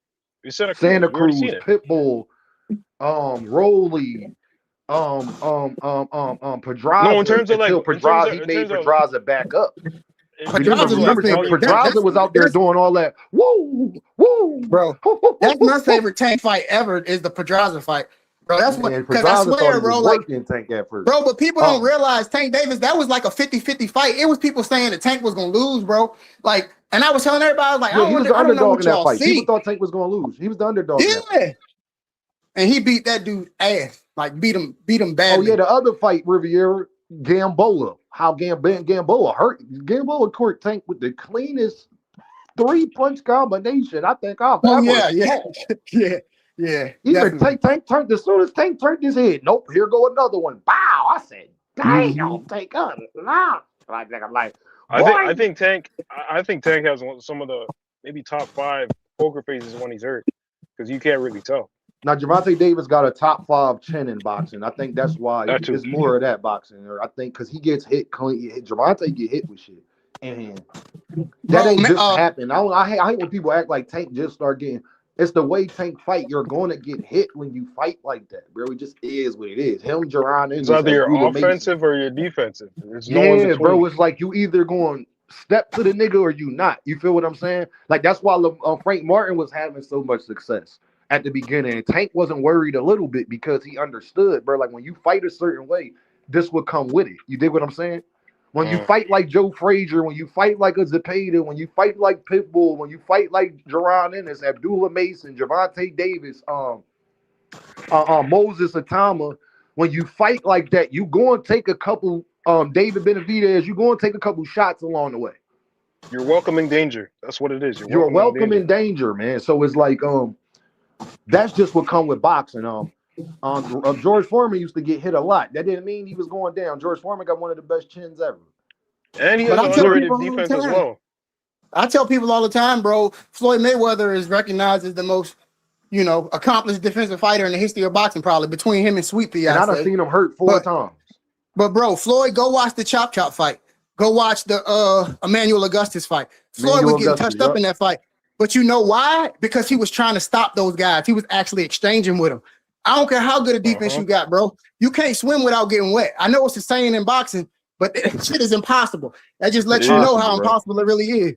So, no, I agree with that, fellas, man. I just think certain fighters, man, we need Bam Bam Rodriguez, how he fights is why he get dropped sometimes. Him and Noah Inoue, they get dropped sometimes. It's because of how they fight. It doesn't mean the guy is going to win and he's more skilled and he's none of these things. It's just when you fight a certain way, when you are an aggressive fighter, that's what come with it. Rolly Romero, Teofimo Lopez, Ryan Garcia. When you are an aggressive fighter, that's what come with it, bro. You can't be an aggressive fighter and not get hit. I ain't seen it yet. The best person to do it, to me, is Sugar Ray Leonard having that style. Yeah. Oh, yeah. Where he was able to not get hit as much and still be aggressive the whole time. The thing about Sugar Ray is he'll switch it up on you in the middle of a fight. He'll start off going backwards and then go forward, or go forward, go backwards one round, go forward the next round. Sugar Ray Leonard is one of the more smarter individual, high IQ boxers we have ever seen. I'll put him up there top 5 highest IQs you ever seen in boxing, because Sugar Ray one of the few fighters that have switched up what he's doing in the middle of the fight and from round to round. He don't stick to it. If it's working, he sticks to it. If he don't, he'll switch it up. Go watch that Marvin Hagler fight. And the first Tommy Hearns fight. And the first Tommy Hearns fight. Bro, he's one of the Sugar Ray is one of the 4 kings. He's one of the meanest of the bunch, He's a mean dude. He don't only want to beat all of them. Exactly. He's a mean dude, man. Think about it, dog. Think about how good you got to beat Duran, to beat Hagler, to beat Hearns. He accomplished and losing to Duran the first time as well. Fighting his fight. Losing to Duran. I just lost 3 times. I didn't know. Boxing nerd, you said you think Boots is more athletic than skill, and I respect that, because I feel like you know what you're talking about. Just being on the panel, I feel like you know what you're talking about when it comes to this boxing shit. But my thing is, people need to understand, bro. I gotta say that it's equal, like Dean said, and I feel like it's equal, and it's crazy to even think about because how athletic the young man is. But bro, when you can literally switch hitting is a skill. That's a skill. Bro. And when you can do that shit from both sides just as good, it's funny because people talk about how Bud was a great switch hitter, and Bud was a good switch hitter. But if you notice, when shit got hot with Bud, most of the time, if you made him get out of southpaw, bro, exactly, he would go to southpaw. Boots literally, bro, Boots will. Because I thought that about Boots too, but I forget what fight it was. But I was like, bro, this dude been in fucking orthodox for like 5 straight rounds, and then he ended up knocking what's his name out in the orthodox stand. It was the Roman Villa fight. Yeah, so I'm like, bro, this that dude was the best fight bro. I've ever seen him in. Yep. I was like, this dude different, bro. Like literally, because I was arguing with somebody about that because they were saying, man, Boots do the same thing. I was like, no, bro. No, Boots is literally just as good from the southpaw stance as he is from the orthodox stance. Like, and that's a crazy ass skill, bro. You guys like, want to you know imagine trying to shoot, huh? You guys want to know a secret? I've learned about Boots' style though. Talk to me. From the orthodox stance, he's more of a boxer. From the southpaw stance, he come get you 100%. I agree. And he's a counterpuncher. Exactly, aggressive counterpuncher. So, yeah. From the orthodox stance, he doesn't really get touched much.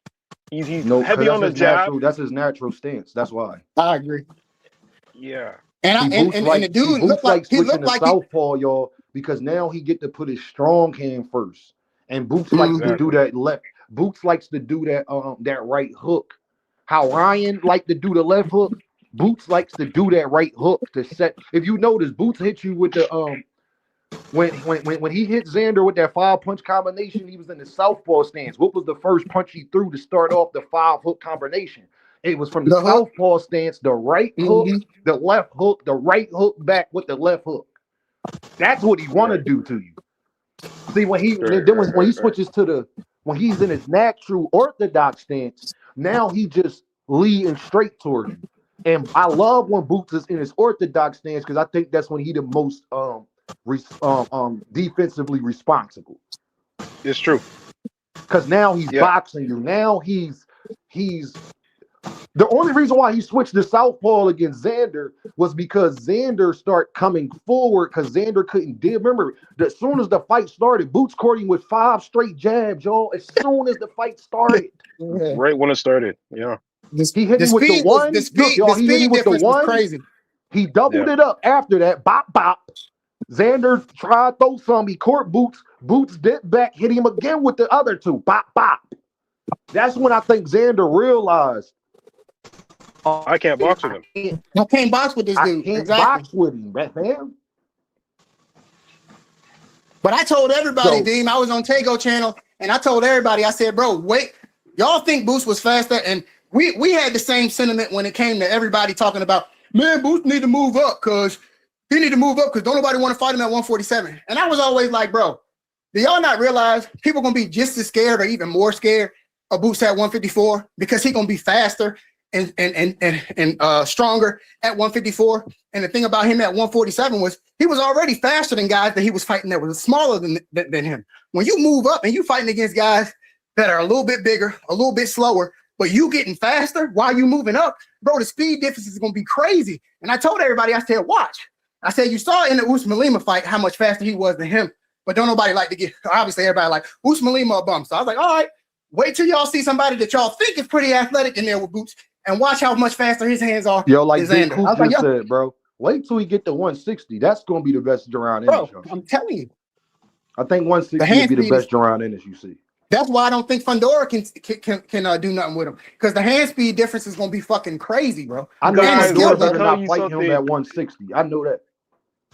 Let me tell you something right now, bro. Before we continue the conversation, bro, I watched Fundora versus Germonte Clark yesterday. Okay. I scored it about maybe 6-3 with a swing round in Germonte Clark's favor. That meant, and I realized he has a tendency when you're throwing combinations at Fundora, he tends to freeze. Yeah. He tends to freeze, stand there, and catch shots with his chin, bro. It's bad. Like I understand. I'm gonna tell y'all, Boots gonna have to stay in an orthodox stance, cause what hand is Tim Tszyu? Tim Tszyu southpaw, right? Yeah, no, he's orthodox. No, he's orthodox. He's orthodox. Sebastian Fundora gets hit with straight rights like it ain't nobody goddamn business, gang. Yeah. I've noticed he cannot get out of the way of a straight right hand to save his goddamn life. No. It is there for the taking. It don't matter who. One thing Fundora hasn't got better at, moving his head. He does not move his head whatsoever. He's 6'6", bro. Bro, he don't feel like he got with to. those straight rights every single time, bro. And I think that's going to be, and that's Boots' power hand for real. So yeah, I just think that I just think that Boots smart. He'll stay in orthodox, box Fundora, and keep lining up that straight right hand because it's there every time for the taking. I don't know why that particular punch bothers Fundora so much, but I noticed Tim Tszyu, especially the first time and even the second fight, every time Fundora gets the ropes, Tim Tszyu was letting that straight right go, and he was catching him. It's just that he couldn't deal with what Fundora was throwing back. You know what's crazy too? You know the punch that I feel like, because that's a good point, but one of Boots' favorite punches is the shit that he put what's the dude name? Well, he put the black dude from Canada down with it, and he put overhand right. Puerto Rican overhand, that overhand shit that he throw, bro. I can see him straight. I mean, brutally knocking Fundora out with that shit, getting his head off of the line and throwing that shit like he throw it. It's curtains, bro. And people be disrespecting him about his IQ and all this other stuff. He figured out Lima in a round. He knew that if he threw an uppercut from the opposite stance, he would have got him out of there. And even counted out that, he was setting that uppercut that he dropped what's his name, Xander, in the 5th round from like round 2, round 3. If you watch the fight again, he was throwing the left and dipping to his right continuously. He did it from the 3rd round before he got hurt. He did it again in the 5th, and he did it in the 5th. And he pretended to throw an uppercut. He switched, and then he threw the uppercut again after he threw the straight left hand. Like he was setting it up. He has an IQ. Like he knows what he's doing. I don't understand why people think he's just a go-getter. Hey, fellas. Terminator man, machine. I appreciate y'all, man. I'm about to get up out of here, fellas. Yeah. Thank you, man. Y'all come back tomorrow. We be live tomorrow, man. We're going to be chopping it up some more, man. Get this boxing content out, man. I appreciate y'all every year. Thanks for coming up here, man. Great conversation, man. Boxing nerd, I appreciate y'all. Y'all already know, man. Bro. Thank you for coming up here, y'all. Y'all be safe. Have a good day. You did? Shout out to the bros, man. That was a great live, man. Great conversation, man. I appreciate y'all so much, man. And y'all know Dame ain't never going to leave y'all off, you know, without leaving y'all off the right way, man. So I appreciate y'all, man. Everybody have a great day, man. I'm about to go try to do the same. And I'll holler at y'all. Enjoy y'all weekend, man. I think I saw the same thing when you told me about love and now it's gone. Now it's gone.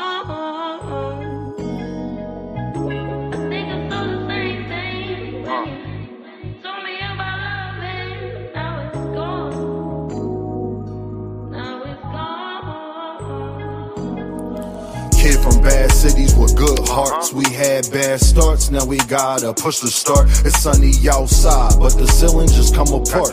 Can't be a teacher if you scared to leave your mark.